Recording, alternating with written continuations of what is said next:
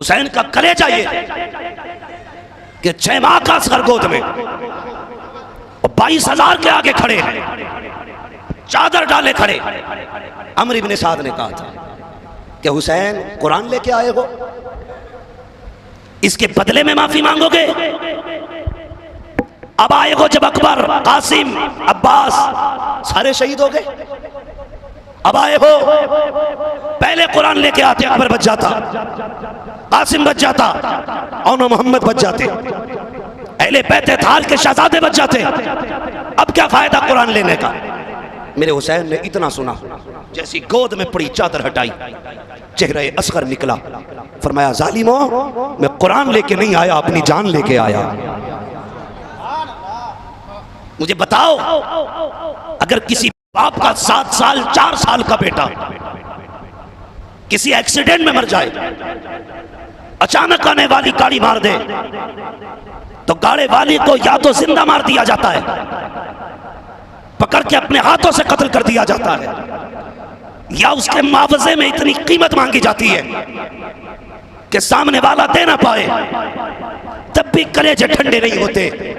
तुझे अपना इतना प्यारा है तो हुसैन को अपना 6 माह का कितना प्यारा होगा, सोच सकते हो? अगर नहीं एहसास हुआ हो तो कभी अपने 6 माह के लाल को सीने पे लेटाना, फिर करबला के बारे में सोचना, तुम्हें पता चलेगा हुसैन का असर क्या था। सुबह उठ के जब 4 साल की बेटी को प्यार करो, फिर मुड़ के करबला में सकीना को सोचना, तब पता चलेगा हुसैन की सकीना कौन थी। अभी तो इतनी देर में फिल्म में बैठे, जितनी देर में लड्डू जायज हो, जितनी देर में बिरयानी जायज हो, गए जिक्र सुना के बातें सुनिए। नहीं, दर्द सुन, कभी दर्द सुन। करबला खेल नहीं, करबला दर्द है, करबला एहसास है, करबला खून के आंसू है, करबला बहता लहू है, करबला वो किताब है जो न करबला से पहले लिखी गई, न करबला के बाद लिखी जा सकती। हाँ, करबला क्या है? कहा था हुसैन बेटा, हुसैन कुरान नहीं लाया, हुसैन अपनी जान लाया। और फिर करीम इब्ने करीम के जुमले सुनो, सखी इब्ने सखी की बातें सुनो। क्या कहा था मेरे हुसैन ने? फरमाया देखो, तुम्हारा इख्तिलाफ मुझसे था, तुमने अकबर, कासिम, अब्बास, दोनों मोहम्मद, उमर, अबू बकर, ये उस्मान कत्ल कर डाले हमारे खानदान के शहजादे। कहते ठीक है, अपनी जगह है, लेकिन ये मेरा असगर है, इसे एक घूंट पानी पिला दो, मैं सारे जुल्मों को माफ कर दूंगा। यह जिगर किसका हो सकता था? सिर्फ आले रसूल का, और वो भी नबी के बेटों का, कि अपनी औलाद के कातिल को भी माफ करने तैयार है। हम अपने सगे भाई को माफ नहीं कर सकते। एक थप्पड़ के बदले में हमें सर चाहिए, एक डांट के बदले में हमें जेल चाहिए, एक तेवर के बदलने में हमें किसी की 10 साल की सजा चाहिए।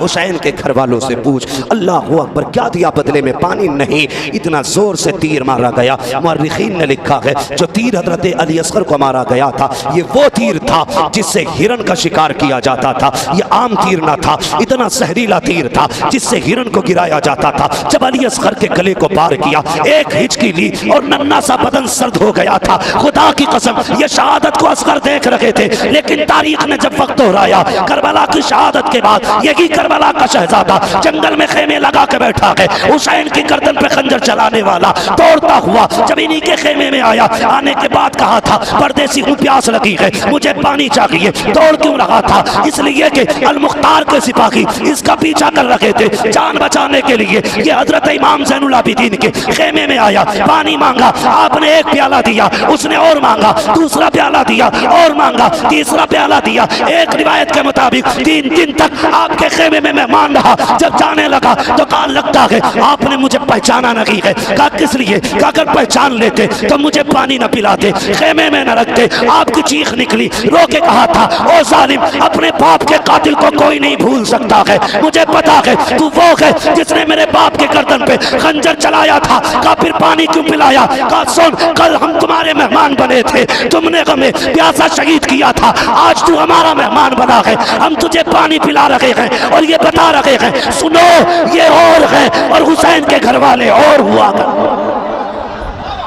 नाराए तकबीर, नारे रिसालत उलमाए अहले सुन्नत मसलके आला हजरत मुफ्ती अम्माद रज़ा साहिब किबला, नारे हैदरी, नारे हैदरी, नारे तकबीर। सुभान अल्लाह, सुभान अल्लाह, वाह वाह। माफ करने का हौसला रखो, माफ करने का। फरमाएगा वातसिमू बिहब्लिल्लाहि जमीआ, अल्लाह की रस्सी को इकट्ठे मजबूती से थाम लो। अल्लाह की रस्सी क्या है, मुख्तलिफ तफसीरें बयान की गई, बस एक मोटी सी बात सुन लो। अल्लाह की रस्सी से मुराद हुजूर का दामन है। और हजरत अब्दुल्लाह इब्न अब्बास फरमाते हैं अल्लाह की रस्सी से मुराद हुजूर की ज़ात है। ये अपनी अपनी मुख्तलिफ तफसीरें हैं, मगर मेरी गुजारिश आपसे, खुदा के वास्ते एक दूसरे को माफ़ करो। गलतियाँ होती रहती हैं, एक बर्तन में, एक पल्ले में कई बर्तन हो तो खटकते रहते हैं। इसका मतलब ये नहीं है कि जो कमज़ोर बर्तन हो उसे तोड़ दिया जाए। जो पावर वाले, किसी ने हजरत अली को कहते सुना, हजरत अली ने कहा था लोगों भले ताकतवर से ना डरना, लेकिन कमजोर से हमेशा डरते रहना। कमजोर से, समझ रहे ना मेरी बात, कमजोर से बोलिए, कमजोर से हमेशा डरते रहना। किसी ने कहा या अली ताकतवर से डरना समझ में आता है, लेकिन कमजोर से क्यों डरे और ताकतवर से क्यों ना डरे? तो हजरत अली ने फरमाया था तुम नहीं जानते हो, ताकतवर अपनी ताकत से बदला लेता है, लेकिन जब किसी कमजोर पे जुल्म होता है ना, तो वो याद रखना उसकी आह सीधी जाब के रब के आसमान इजाबत से टकराती है। ताकतवर अपनी ताकत से बदला लेता है, कमजोर का रब बदला लेता है। ताकतवर से तो लड़ सकते हो, लेकिन खुदा से नहीं लड़ सकते। और ये कौम में अंदर इतनी दकियानुसी आ चुकी है कि आज कमजोर को जीने का हक ही नहीं। हाँ देखो, जाओ जंगल में जाके देखना, जो गरीब होगा उसकी मैड़ सीधी नहीं मिलेगी, उसका खेत चौकोर नहीं मिलेगा।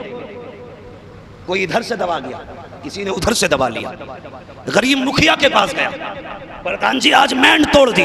किसने? कहा उसने। प्रधान भी गोड़ा भाग कर रहा, अच्छा इसके तो 200 वोट है, इसके साथ कितने के 5, चल भाई तूने गलत बांधी, हो गया फैसला। ये तेरे यहां चलेगा, रब के यहां ये नहीं चलेगा। फरमाया गया क़यामत में अगर तुमने किसी कमजोर चिड़िया पर भी जुल्म किया ना, तो क़यामत के दिन उस चिड़िया की आवाज इतनी तेज कर दी जाएगी कि अहले महशर उसकी चीख से अपनी कानों में उंगलियां डालेंगे। और 100 बातों की एक बात, क़यामत के दिन हुजूर मजलूमों की सफ में खड़े होंगे, सारे जालिम एक तरफ, सारे मजलूम एक तरफ, और हुजूर कहते हैं मैं उधर हूंगा जिधर मजलूम होंगे, और रब का फैसला उधर ही जाएगा जिधर हुजूर होंगे। तो कभी जालिम ना बनना, वरना जालिम की रस्सी ढीली हो सकती है, उसे छोड़ा नहीं जा सकता। इसलिए मेरी गुजारिश है किसी पे जुल्म नहीं करना। आज पावर है तो माफ कर दे, कल अल्लाह तुझे माफ करेगा। अगर तुम्हें कमजोर पे गुस्सा आए, तुम्हारे हाथ में ताकत भी हो बदला लेने की, तो ये सोच के माफ कर देना आज मुझसे कमजोर है ना, मैं इससे ताकतवर हूं तो मैं इसे रगड़ रहा हूं, मेरे ऊपर भी कोई ताकत वाला है। अगर उसने पकड़ लिया तो कोई बचाने वाला नहीं है। जब वो पकड़ता है तो पटने देता है, दीवार में सर मारता है, थप्पड़ मारता है, क्या करता है? जब वो पकड़ता है ना तो ऐसे आंसू रुलाता है जिन्हें पोंछने वाला भी नसीब नहीं होता। हाँ, ऐसी जिंदगी कर देता है कि मौत मांगता है बंदा, और मौत ऐसी देता है कि रूह कांप जाती है। इसलिए डरना अपने रब की जात से, उसकी पकड़ से। आप ताकतवर हैं तो अपने कमजोरों के साथ नरमी से पेश आया करें, नरमी से पेश आया करें। आप नरमी से पेश नहीं आ सकते तो फिर अपना अंजाम सोच लेना, आपके साथ क्या होना है। 2 बातें और कह जाऊं जो माशरे से जुड़ी आप बातें हैं। आप हाकिम हैं, आपकी औरतें क्या है? दूर के क्यों देख रहे हो? महकूमा है, आपके मातहत है, वो आपको शोहर बनाया गया, उन्हें औरत। तो इसका मतलब ये नहीं आप उन्हें निचोड़ के सूखने डाल देता रहे। इधर से आए एक थप्पड़ रख दिया, उधर से आए एक रख दिया, घर में घुसे 3 गालियां, निकले 4 गालियां। ये भी मतलब है। बहुत गौर से मेरी बात सुनो। मेरे हुजूर ने फरमाया था, मैं तुमको तुम्हारी औरतें और तुम्हारे गुलामों से तुम्हें डराता हूं। अल्लाह का खौफ करना इन दोनों के मामलात में, यानी इनके साथ नर्म रवैया रखना, वरना क़यामत में हिसाब मुश्किल पड़ जाएगा। हिसाब मुश्किल पड़ जाएगा। हम तो ये सोचते हैं, हमने कहती ना कबूल कबूल कबूल, तो फिर लठ भी कबूल, जूता भी कबूल, जैसा चाहे वैसा रखें। औरतों को इज्जत दिया करो। माशरा तुम्हारी इन हरकतों से सबसे ज्यादा मुतनफिर हो रहा है। सोशल मीडिया के अंदर जो हमारी सबसे ज्यादा बातें उछाली जा रही हैं, वो हमारा रवैया हमारी बीवियों के साथ कैसा है, ये उछाला जाता है। का मुसलमान औरतों पे जुल्म करते हैं, मुसलमान औरतों को सब ये सिखाया बताया जाता है। खुदा की कसम, मुस्तफा का किरदार उन्हें दिखाओ और उनके सामने पेश करो और दुनिया को बताओ, खुदा की कसम, औरत को जितनी इज्जत इस्लाम दे सकता है, उतनी इज्जत कोई भी मजहब नहीं दे सकता। ये कौन सिखाएगा? ये तुम और मैं। फकीरा भी इस्लाम में है, गुड्डू पप्पन अच्छन भी इस्लाम में है, खाली मौलवी इस्लाम में नहीं है। हाँ, मौलवी इस्लाम में नहीं, तुम भी इस्लाम में हो। तुम अगर रोड पे भी थप्पड़ बजाओगे, लोग कहेंगे मुसलमान ने मारा। गाली दे के घर से निकालोगे नंगे सर, ये नहीं देखा जाएगा कितना बड़ा मुसलमान है। एक एक बंदे के किरदार से इस्लाम झलकना चाहिए। तुम्हारे लहजे नर्म होने चाहिए। बीवी के साथ तुम्हारा उठना बैठना निहायत नफीस उम्दा होना चाहिए, ताकि दुनिया कह सके कि जिस शान से मुसलमानों में बेटियां रहती हैं, किसी कौम में नहीं रहती। समझ रहे मैं क्या कहना चाह रहा हूं? उसका तो खून खोल लिया होगा, मगर ये खून अंदर ही रखना, बाहर निकला अल्लाह खाल उधेड़ देगा। इसलिए कि अज़वाज से मेरे हुज़ूर ने क्या कहा, तुम में सबसे बेहतर वो है जो अपने घर वालों के लिए बेहतर है, और मैं तुम में सबसे ज्यादा अपने घर वालों के लिए बेहतर हूं। तो अपने घर वालों के साथ नर्म रवैया रखें, मोहब्बतों से पेश आया करें, गाली गलौज बंद करें, हाथापाई खत्म करें। जो मामलात गुफ्तगू से सुलझाए जा सकते हैं उन्हें गुफ्तगू से सुलझाया जाए, गाली न दी जाए, मार तोड़ न की जाए। बस याद रखिएगा, जब हुजूर का किरदार अपना लोगे तो घर जन्नत बनेंगे। क्या बनेंगे? क्या बनेंगे? हमारी कौम का नौजवान शादी से पहले ये जानता है ब्लीचिंग कहाँ होनी है, शेविंग कहाँ होगी, कटिंग अच्छी कहाँ होती है, ये सबको पता है। बेटियां भी जानती हैं ब्यूटी पार्लर कहाँ है, लेकिन ये कोई नहीं जानता कि निकाह के साथ बाद बीवी के साथ जिंदगी कैसे गुजारनी है। कई बार तो इसी मसले को लेकर तलाक़ें हो गई कि निकाह वाली रात में बीवी का चेहरा और था, 2 दिन बाद और था। पता चला वो जो हुस्न था ना, वो सारा ब्यूटी पार्लर का कमाल था। भाई धोखा मत देना किसी को। आपकी बेटी काली है तो काली दिखाओ, हाँ सांवली है तो सांवली दिखाओ। कई बार तो ऐसा हो गया दिखाई और गई, भेज दी कोई और। और नौजवानों, तुमसे भी ये बात कह के बात खत्म कर लूं, सोशल मीडिया के धोखे में मत आना, वरना कैमरे इतने अजीब चल रहे हैं कि काली कलोट भी पूरी हूर नजर आती है और तुम मुंह के बल गिर जाते हो। जब सिर पड़ जाती है तो फिर जाके मर जाते हो। नतीजा क्या निकला? कुछ नहीं। फैसला सोशल मीडिया पे नहीं, नेट पे नहीं, फैसला अपने माँ बाप पे छोड़ दो और ये ऐलान करो, जो माँ बाप कहेंगे वही। ये वो क्यों बोल रहे हैं जो कर चुके शादी, वो भी बोले जिनकी नहीं हुई है। वही करेंगे जो शादी हो गई तुम्हारी, तो चुप क्यों हो भाई? सारे बोले वही करेंगे जो। गौर से देखो कौन नहीं बोल रहा, दाल में काला है, मस्जिद में बैठा है। वही करेंगे जो माँ बाप कहेंगे, फिर उसकी बरकतें अल्लाह आपको अता करेगा। नस्लें भी अच्छी होंगी, घर भी अच्छे होंगे। माँ बाप से भी गुजारिश है तुम भी जरा हाथ जोड़ के देखभाल के रिश्ता करना, जहां चाय ज्यादा मीठी हो वहां के बंद करके हाँ मत कर देना, कम से कम जोड़ मिला के रिश्ते करें, जोड़ मिला के। हाँ, इसलिए देखभाल के रिश्ते करें, नस्लों को अच्छा करें, मुआशरे को बेहतर करें, अपनी सोसाइटी को अच्छा करें। जितनी सोसाइटी अच्छी होगी उतना आने वाला कल अच्छा होगा। आखिरी बात कह जाऊं, तफसील में कभी फिर गुफ्तगू करूंगा। आखिरी बात यह है कि जहेज की डिमांड बंद करें, निकाह आसान करें, कभी फिर इस पे होगी गुफ्तगू। निकाह वैसे 10-5 लाख लेना ये तो आसान ही है ना, और हमारे तुर्कान का तो दिमाग ही खराब है। कई लोगों ने मुझसे कहा कि आप बड़ा कड़वा बोल गए। मैंने कहा क्या हुआ? बोले एक तकरीर में आप कह रहे थे जिनकी रोडों पे आ गई हैं उनके तो पैर ही जमीन पे नहीं है। तो मैंने कहा क्या गलत कहा? मैंने जिनके पास 2 ही बीघी थी ना, चप्पल बेच के गुजारे कर रहे थे, जब से 4 लेन निकला है ना, आज वो गरीब का खून चूसने पे लगे। क्या गलत कह दिया? याद रख, इज्जतें देने वाला भी अल्लाह है, जिल्लतें देने वाला सोर्स है। इज्जतें देने वाला और जिल्लतें देने वाला, दौलत देने वाला, गरीबी देने वाला। तो तू क्यों अकड़ रहा है भाई? तेरे बाप का क्या है? एक झटका देगा ना, रोड पे आके कहेगा अल्लाह के नाम पे दे दे, एक झटके में। हाँ, हमने कितनों को बेहतर से फटीचर बनते देख लिया। जिनके घर में नौकर काम करते थे हमने उन्हें नौकरी करते देख लिया इतनी सी उम्र में। क्यों? उन्होंने रब की नाशुक्रिया की, उसकी दी दौलत की बेकदरी की। कितने लोग अल्लाह के करम से ठीक ठाक खा रहे हैं? हाथ उठा के बताएं। हाँ माशाल्लाह, सभी खा रहे हैं। जिन्होंने हाथ नहीं उठाया उम्मीद करता हूँ वो भी ठीक ठाक खाते, लेकिन वो इतना ठीक ठाक खा रहे हैं कि ज्यादा खाने की वजह से हाथ ही नहीं उठा सके। उनकी अपनी मर्जी है। लेकिन एक बात बताऊं, मेरी बात सुनो, वजह है ना, एक बंदे की खुराक कितनी है? जल्दी बोले।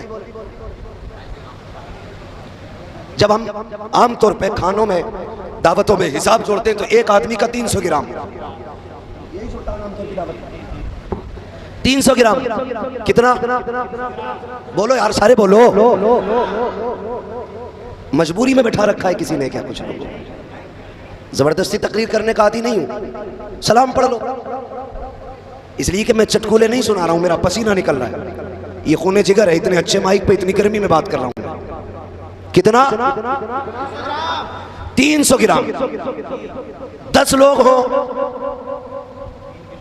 3000 ग्राम, मतलब सोर्स है 3 किलो। 3 दूनी 3 तिया, तीनों वक्त में बंदा अगर खाए 10 लोग, क्या किलो खा गए? हिसाब पक्का है। स्कूल गए हो कभी? माशाल्लाह, इतनी तो सभी को गणित आती है। कितनी खा गए 3 टाइम में? 9 किलो खा गए। अगर एक बंदे के पीछे 10 लोग खाने वाले, 9 किलो, समझ गए? अब एक बंदा सुबह से शाम तक कमाए तो पैसे इतने कमा लेता है जिसने मिल जाए 90 किलो। कितना मिल गया? आया कितना गया? 9 किलो। रज़ाक कौन है? सारे बोले जल्दी से, सुस्ती से नहीं यार, जल्दी से। रज़ाक कौन? कितने ऐसे लोग होंगे जिन्होंने हफ्ते भर से अल्लाह नहीं कहा होगा? इस महफिल में कम से कम सारे कहते हैं रज़ाक कौन? और जोर से कौन? रज़ाक अल्लाह है। 10 लोगों का खर्च 9 किलो, उसने दिया 90 किलो। मालिक क्यों दिया?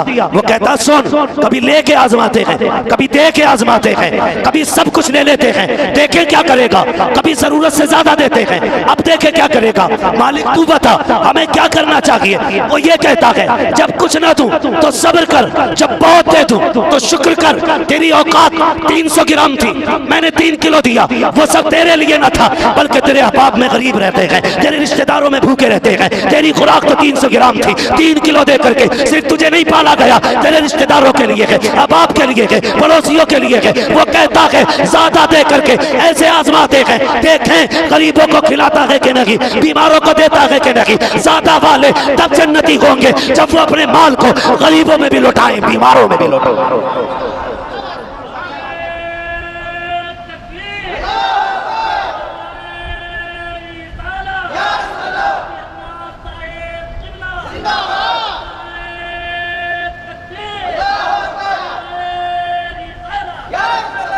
ज़्यादा दे तो शुक्र करना, हमारा मुंह इस काबिल नहीं था कि एक लुक़मे के भी हम हकदार हो जाते। ये सच्ची बात है, एक लुक़मे के हकदार हम नहीं थे।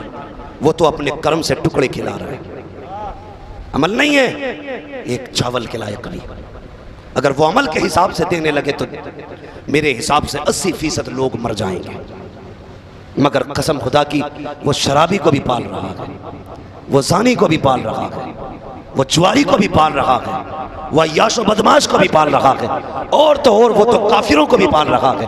वो उन्हें भी देता जो पत्थरों से मांगते हैं, वो उन्हें भी दे रहा जो पेड़ों के आगे गिर गए, उसने उन्हें भी दिया जो दरियाओं के आगे गिर गए। मुझे बता, अगर वो उन्हें दे सकता है तो फिर मोहम्मद के गुलामों को नहीं दे सकता? अगर तेरा अकीदा ये वो दे सकता है तो बेगैरत तुझे हक किसने दिया? तू बेटी के बाप से 10 लाख मांग रहा है, बताइए हक है हमें? सबसे बड़ी बात, जिसने बेटी दे दी उसने सब कुछ दे दिया। और जो बेटी के अलावा पैसे मांगे, होशियार रहना, वो तब तक का दामाद है जब तक पैसे जिंदा है। उसके बाद या तो तेरी बेटी नहीं रहेगी या फिर वो दामाद तेरा नहीं रहेगा। हाँ, लाओ इन कुत्तों को मेरे सामने जो डिमांड के बाद किसी की बेटी के पति बनते। मैं पूछूं कि अपनी बेटी की क्या कीमत लेगा वो? कोई भी मर्द अपनी 4 साल की बेटी नहीं बेच सकता, 10 लाख लेकर के बेटी नहीं देगा। बेच सकता है कोई 1 साल की बेटी? कोई भी गैरत वाला मर्द अपनी 1 साल की बेटी 20 लाख देकर भी नहीं बेचेगा। तुझे अपनी बेटी इतनी प्यारी है, उस बाप को सलाम कर जिसने फ्री डिमांड खत्म करो। जो बाप दे दे वो बेटी के लिए, तेरे लिए, तेरे लिए। वक्त होगा इंशाअल्लाह फिर बात करेंगे। ये जहेज की डिमांड ख़त्म करें, नकदियाँ ख़त्म करें, निकाह आसान करें, घर में बहू बेटियों को इज्जत बख्शें, नरमी के साथ उनके साथ पेश आएँ, माशरे को बेहतर करें और अपनी ज़िंदगी का फ़ैसला सोच समझ के करें। इसलिए कि ज़मीन अच्छी होती है तो फसल अच्छी होती है, माँ अच्छी होती है तो नस्ल अच्छी होती है। ज़मीन अच्छी होती है तो फसल अच्छी होती है, माँ अच्छी होती है तो नस्ल अच्छी होती है। अच्छी नस्ल के लिए अच्छी माँ का इंतखाब करें। मौला करीम हमारी कौम को बेहतर समझ अता फरमाए, हमें हुजूर का सच्चा पक्का इश्क अता फरमाए, हमको मरने से पहले मौत की तैयारियां करने की तौफीक अता फरमाए। सारे लोग कलमा शरीफ पढ़ लीजिए, ला इलाहा इल्लल्लाहु मुहम्मदुर रसूलुल्लाह अस्तगफिरुल्लाह रब्बी मिन कुल्लि ज़ंबिन व अतूबु इलैहि व मा अलैना इल्लल बलाग। अस्सलामु अलैकुम व रहमतुल्लाह। और जिनके सर कटे थे आज भी उनके परचम लहरा रहे हैं। वाह वाह वाह, सुभान अल्लाह सुभान अल्लाह। आज भी उनके परचम लहरा रहे हैं। वो लोगों, खुदा की कसम, ये प्यार चाह के नहीं किया जाता, खुद ब खुद होता है, खुद ब खुद होता है। लेकिन खुदा की कसम आप तारीख पढ़ डालिए, 1400 साल की नहीं, 5000 साल की नहीं, लाखों बरस की तारीख आप पढ़ दें, तारीख में कोई भी शहादत करबला के जैसी नजर नहीं आती। और भी शहीद हुए हैं।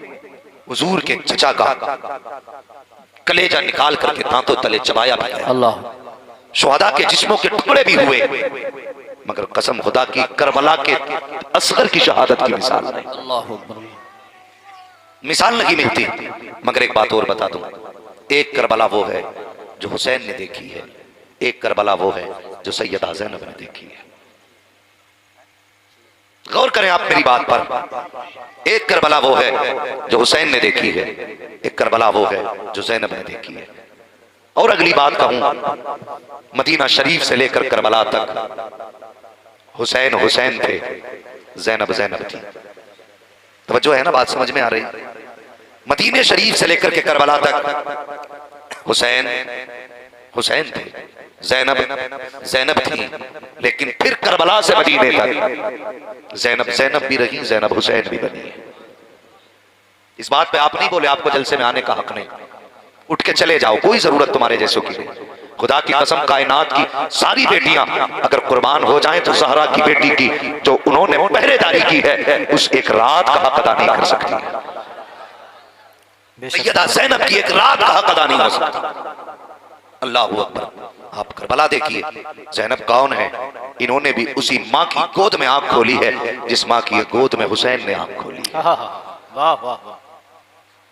कौन ज़ैनब? ये भी उसी बाप की बेटी हैं जिसकी हुसैन बेटे हैं। ज़ैनब वो है जिसके बाप अली हैं, माँ फातिमा है। खुदा की कसम गौर करें, जिसने दुनिया में आने के बाद सबसे पहले गोद फातिमा ज़हरा की पाई है, और गुट्टी सबसे पहले मुस्तफ़ा जाने रहमत की लुआब की दी गई है। कौन ज़ैनब? ये वो है जिसकी परवरिश सैयदा फातिमा ज़हरा ने की है। अब सोच सकते हो बेटी कैसी होगी, जिसका बाप अली हो, माँ फातिमा हो, नाना मुस्तफ़ा हो, गोद में हुजूर खिलाएं, दूध फातिमा पिलाएं, कमाई अली खिलाएं, फिर बताओ उस सैयदा ज़ैनब की अज़मत और रिफ़ात का अंदाजा कौन लगा सकता है? मजाक नहीं है करबला। लोग कह के गुजर जाते शहादतें हुई, कभी उन शहादतों का मंजर भी पस से अपनी निगाहों के सामने रखो। अभी रोड से हम लोग आ रहे थे, हजरत एक एक्सीडेंट देखा, हजारों की भीड़ थी लेकिन आंसू किसी की आंख में नहीं थे।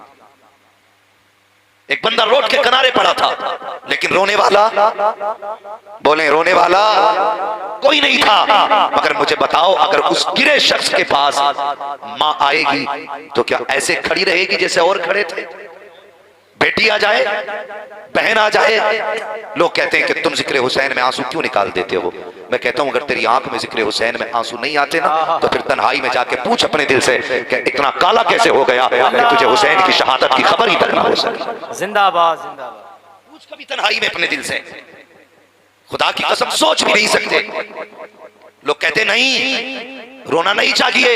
मैं कहता हूं आज बंदे के सामने हुजूर की हुसैन की शहादत का तज़किरा करो तो ये शहादत के बाद रोते हैं। मेरे हुसैन तो, मेरे हुजूर तो शहादत से पहले रोए हैं। जब हुसैन की विलादत हुई थी, मुस्तफ़ा ने कहा था फातिमा मेरा बेटा मेरी गोद में दो। हुजूर ने शहजादे को गोद में लिया, कभी इधर जा रहे हैं कभी उधर जा रहे हैं। अचानक आंख में आंसू आए, सैयदा ने कहा था या रसूल अल्लाह ये तो नवासे की विलादत की घड़ी है, रोने की वजह क्या है? आपकी आंखों में ये आंसू कैसे है? मुस्तफ़ा ने फरमाया था ए फातिमा पहली वजह तो ये है, जब मैंने शहजादे को देखा है तो मुझे अपना बचपन याद आ गया है, जब इसे गोद में लिया है माँ अमीना की याद ने रुला दिया है। और कहा दूसरी वजह ये है, अभी जिब्रील आए थे, आके बताया था मुस्तफा जिस बेटे को इतना प्यार कर लगे हो, इस बेटे को आपकी उम्मत कलमा पढ़ने वाले लोग करबला में शहीद कर देंगे। आका ने फरमाया था फातिमा मुझे हुसैन की शहादत ने रुला के रख दिया।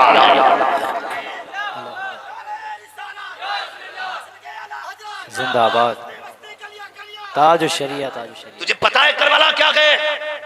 करबला से वापसी के बाद इमाम ज़ैनुल आबिदीन, आपका नाम ज़ैनुल आबिदीन नहीं था, आपका नाम अली औसत था। ज़ैनुल आबिदीन क्यों कहा गया? इसलिए कि क़यामत के दिन इबादत गुजार को इज्जत ऐसे मिलेगी कि उनकी सफ में हजरत अली औसत खड़े होंगे। ये वो जात है जिस पर इबादत को नाज है।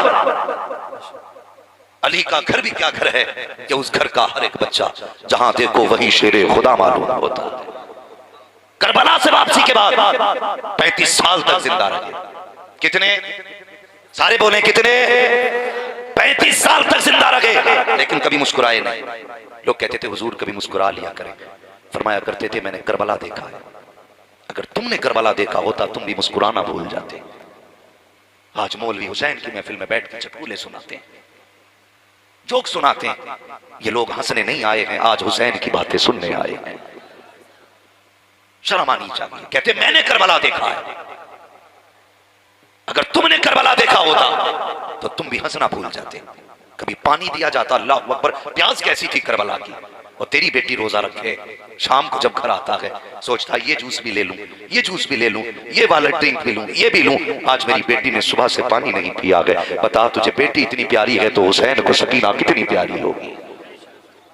सोचना, मुझे भी बता हुसैन को सकीना कितनी प्यारी होगी। अल्लाह अकबर, तारीख गवाह है, करबला जैसी तारीख नजर नहीं आती। तुमने जनाजे हजारों उठते देखे होंगे लेकिन हुसैन के असगर के जैसा जनाजा आज तक तारीख ने नहीं देखा है। जरा गौर कर प्यारे, आप मुझे बताऊं असगर का जनाजा कैसा था, कैसा जनाजा असगर का उठा है। तारीख में कोई जनाजा ऐसा नजर नहीं आता है। जब हजरत ज़ैनब ने कहा था हुसैन असगर को भी पानी लेकर पिला लाओ, हो सकता है यजीदी असगर को देख के पानी दे दे। अल्लाह अकबर, बात लंबी हो जाएगी वरना एक एक शहादत का तज़किरा करता। जरा सुनना प्यारे, कहा था इसको लेके चले जाओ। आपने फरमाया था ज़ैनब असगर को न भेज, ये यजीदी पानी नहीं देंगे। जब इतनी बात कही थी तो हजरत ज़ैनब ने कहा था हुसैन कहीं क़यामत में ये ना कहते कि हमें पता नहीं था कि करबला के मैदान में 6 माह का कोई बच्चा भी प्यासा है, इसलिए लेके चले जाओ ताकि ये आखिरी बहाना खत्म हो जाए। आपने कहा था लाओ ज़ैनब, आपने अपने बेटे को गोद में लिया। और यार तुम्हें पता क्या है, जब तुम्हारा 6 माह का बेटा हो वो मुस्कुराए तो तुम्हारे दिल की कली खिल जाती है, वो हंसते तो तुम खुश हो जाते हो, ये तेरे मेरे बेटे की बात है, फिर हुसैन के बेटे की बात कैसी होगी? वो तो चांद के टुकड़े थे और मुस्कुरा करके चांद उनको देखा करता था। आला हजरत ने कहा है तेरी नस्ल पाक में है, बच्चा बच्चा नूर का, तू है आईने नूर, तेरा सब घराना नूर का, ये उस घराने का बच्चा है। हुसैन ने शहजादे को गोद में लिया है, तपती हुई धूप है, तेज सूरज है, ऐसी धूप थी कि बेटे पर चेहरे पर धूप पड़ी है। हुसैन गवारा न कर सके, अपनी चादर जो मुस्तफा की कांधे पे थी बेटे के चेहरे पे डाली और बेटे को ऐसे सीने से लगाया जैसे कुरान का कारी कुरान को सीने से लगाता है। लेकर के करबला के मैदान में आए हैं, जैसे ही आप बेटे को लेकर के आए, अमर इब्ने साद ने हंस के कहा था, वो देखो हुसैन अपनी जान की माफी मांगने के लिए सीने से कुरान लेकर के आ रहा है। आप बड़ी आहिस्ता कदमों से जा रहे हैं, जैसे करीब पहुंचे हैं। अमर इब्ने साद ने कहा था हुसैन अब कुरान लेकर के आए हो, अब कुरान लाने का फायदा क्या है? अब तो अकबर भी जा चुके हैं, कासिम भी जा चुके हैं और मोहम्मद भी जा चुके हैं, अब्बास भी सलामत नहीं रहे, अब कुरान क्यों लेकर के आए हो? इसलिए कुरान लाए हो कि तुम्हारी जान बख्श दी जाए। मेरे हुसैन की आंख में आंसू आए, फरमाया सालिमो, हुसैन कुरान लेकर के नहीं आया है, बल्कि हुसैन अपनी जान लेकर के आया है।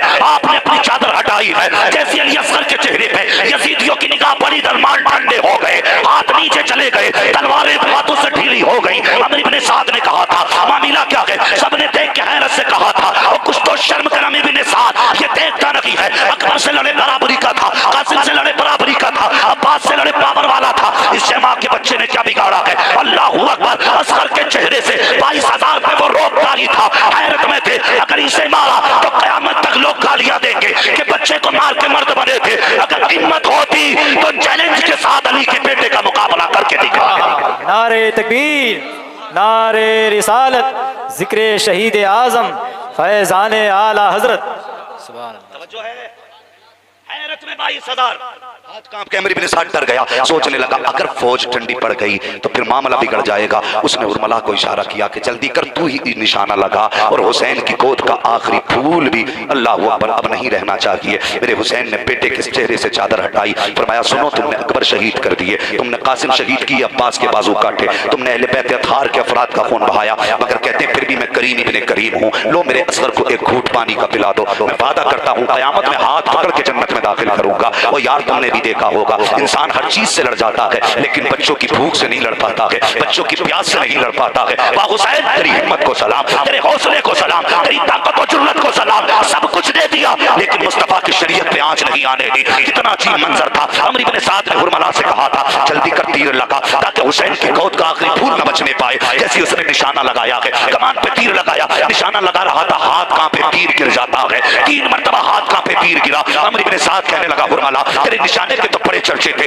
आज एक बच्चे पे निशाना नहीं लगा पा रहा। उसने कहा मैं आज भी ताकत वाला हूँ, आज भी पावर वाला हूँ, आज भी निशाना अच्छा है, तो फिर तीर क्यों नहीं चलाता? उसने कहा यार जब तीर चलाता हूँ, कमान संभालता हूँ तो मेरी निगाह हुसैन के खेमों की तरफ जाती है, तो उस खेमे के दरवाजे पे एक छोटी बच्ची खड़ी है जो हाथ का इशारा करके कहती है जालिम असगर पे तीर मत चला देना, इस बच्चे ने तुम्हारा कुछ नहीं बिगाड़ा है। तो जब वो बच्ची हाथ का इशारा करती है तो मेरे हाथ कांप जाते हैं। अमर इब्ने साद ने कहा था ऐसा कर आंखें बंद करके तीर चला दे, यही वजह है जब आंखें बंद करके तीर चलाया तो तीर अली इमाम के बाजू को पार करते हुए अली असगर के हुल्कूम को जब पार किया था, एक उछाला लिया अली असगर ने और हमेशा के लिए खामोश हो गए। मेरे हुसैन ने बेटे के चेहरे पे आखिरी निगाह डाली, अल्लाहू अकबर, शहजादे को जमीन पे लटाया, आसमान की तरफ देखा, दामन झाड़ के कहा था या अल्लाह जो कुछ हुसैन के पास था सब कुछ तेरी रजा के लिए करबला में हुसैन ने चला।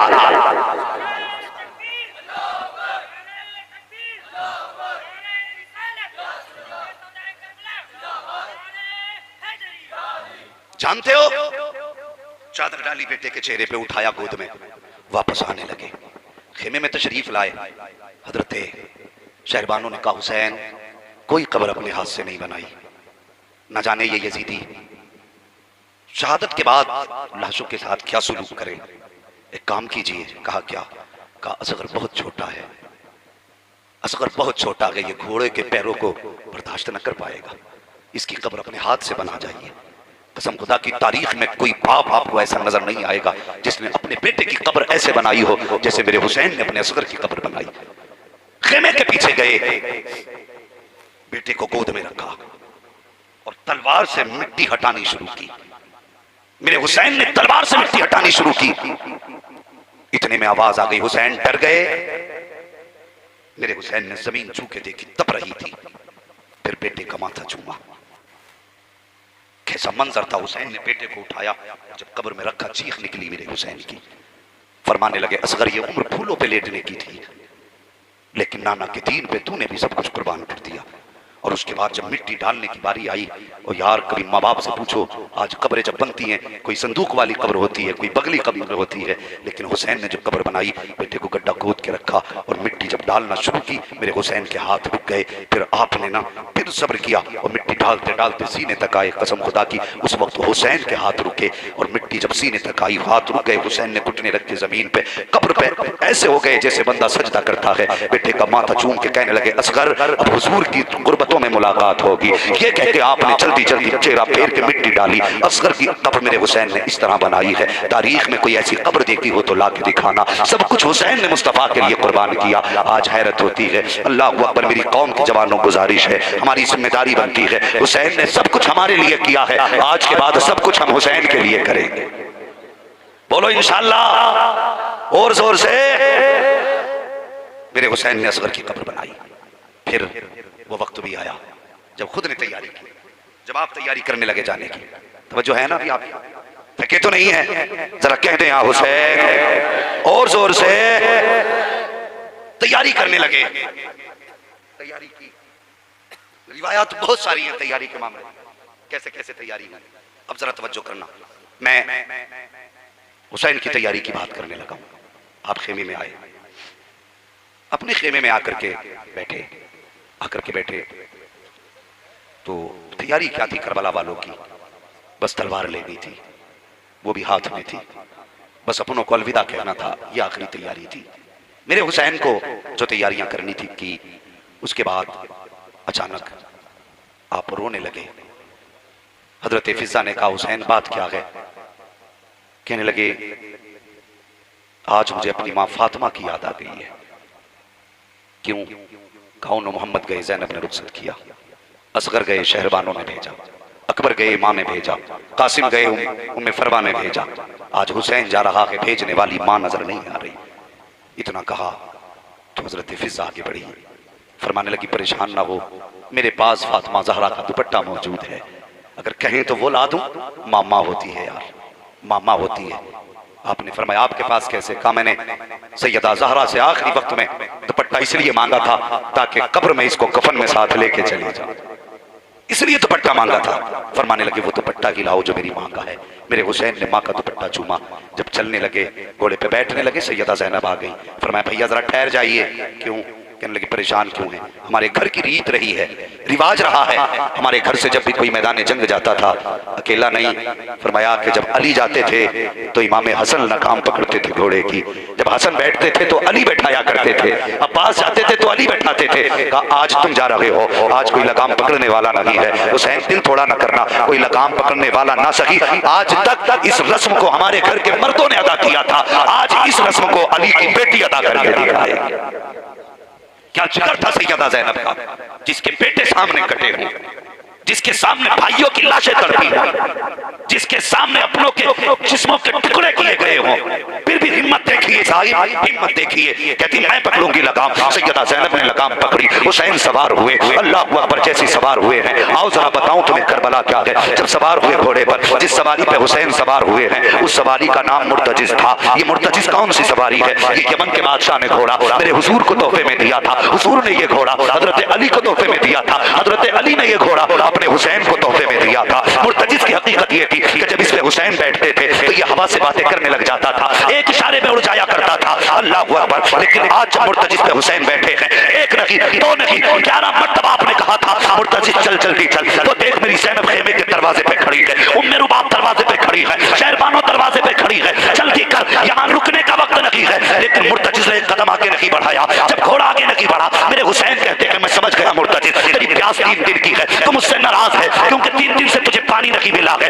अल्लाह अकबर। आपने फरमाया मैं ये चाहता था कि जल्दी से तू मुझे मैदान करबला ले जाता, लेकिन आज तूने भी मेरा साथ छोड़ दिया। अल्लाह अकबर। ये कहते कहते इमाम के कुछ मेरे सुनना प्यारे, आपने कहा था मुर्तजिज़ तेरी मर्जी है, तू चाहे तो नहरे फुरात चला जा, तू चाहे तो मुल्क शाम चला जा, या चाहे तो शहर मदीना चला जा, चाहे तो मक्का शरीफ चला जा, जहाँ चाहे तेरी मर्जी है, जाके अपनी प्यास बुझा ले, हुसैन तुझे मजबूर नहीं करेगा। ये कहते कहते आपने जैसे कि घोड़े की सीन से पैर निकाला है, घोड़े की आंख में आंसू आ गए। उस दिन मुर्तजिज़ ने कहा था या अल्लाह आज ज़बान दे दे, अगर आज ना बोल सका तो क़यामत तक के लिए रुसवा हो जाऊंगा। अल्लाह ने घोड़े को क़ुव्वत गोयाई अता की और मुर्तजिज़ ने कहा था हुसैन जानवरों से तो ऐसी बातें की जा सकती है, लेकिन नौकरों से ऐसी बातें नहीं की जाती है। मैं आपका नौकर हूँ, रह गई मेरे प्यास की बात तो हुसैन मेरी प्यास अकबर की प्यास से ज्यादा तो नहीं है, असगर की प्यास से ज्यादा तो नहीं है, सकीना की प्यास से ज्यादा तो नहीं है। हुसैन मुझे पता है शहरबानो खेमे में प्यासी है, ज़ैनब खेमे में प्यासी है, उम्मे रुबाब खेमे में प्यासी है। मुझे पता है अहले बैत अतहार ने 3 दिन से पानी नहीं पिया है, फिर मैं कौन होता हूँ पानी के लिए नाराज होने वाला। फरमाया फिर चलता क्यों नहीं? उसने कहा बड़ी मजबूरी आ गई है। कहा कौन सी मजबूरी? कहा हुसैन को देखो तो सही खेमे के दरवाजे पे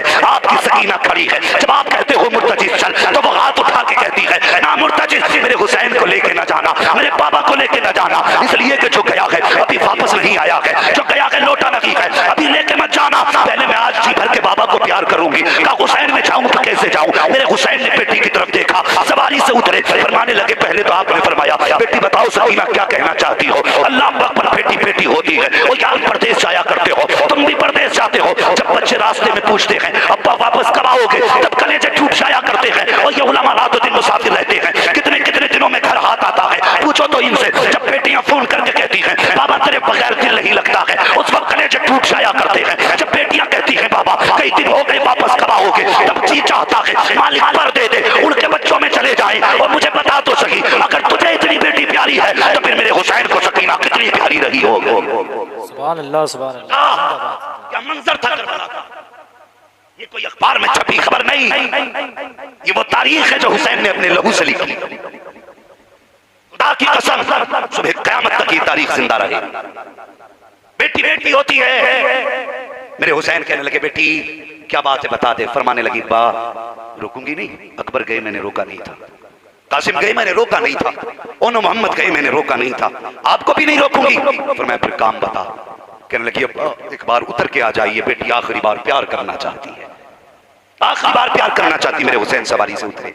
हुसैन के दिल में ख्याल था बेटी है, और आम बेटी नहीं थी, ये वो बेटी है जिसे नींद ही हुसैन के सीने पे आया करती थी, जो सोए ही हुसैन के सीने पे करती थी। तारीख में इस बेटी को हुसैन के गले का तावीज लिखा गया है, ये हुसैन के गली का तावीज है। मेरे हुसैन के दिल में आया हुसैन आज बहुत प्यार करना है, इतना प्यार करना कि मेरी बेटी को जिंदगी भर कभी प्यार की कमी महसूस ना हो। ये सोच के उतरे। बाप बाप होता है, बाप बाप होता है, यूं बाजू फैला दिए। जी चाहता था आज बेटी को गोद में उठा के प्यार करूंगा, लेकिन बेटी भी हुसैन की बेटी थी, आम बेटी नहीं थी। जैसे हुसैन ने बाजू फैलाए ना, हजरत सकीना कहने लगी अब्बा जी माफ करना। कहा किस लिए? कहा मुझे गोद में ना उठाइए। कहा क्यों? कहा मुझे मालूम है सुबह से 71 लाशें आप अपने बाजुओं में उठा के लाए हो, मैं बेटी हूं, अपना बोझ उठा के आपको दुखी करना नहीं चाहती। अल्लाह अकबर, इतनी बात कही मेरे हुसैन हैरत से बेटी को देखने लगे। कसम खुदा की क्यों ना हैरत होती, बेटी भी कोई आम बेटी न थी, अली की पोती थी ज़ैनब, फातिमा अली की पोती थी सकीना, फातिमा ज़हरा की पोती। कहने लगी अब्बा अगर बड़ी होती तो ये तकलीफ भी न देती। बेटी कौन सी तकलीफ? फरमाने लगी अब्बा जी ऐसे झुक जाइए जैसे नमाजी रुकू किया करता है। हाँ जानते हो बेटियों को, जानते हो? मैं आज ही सोशल मीडिया पे मैंने एक न्यूज देखी, हमारे यूपी की न्यूज है। एक माँ को मैंने किसी जगह पे योगी जी आए, वो वहां पे दरवाजे पे चक्कर काट रही थी नकाब में। न्यूज वाले ने पूछा यहाँ क्यों आई हो?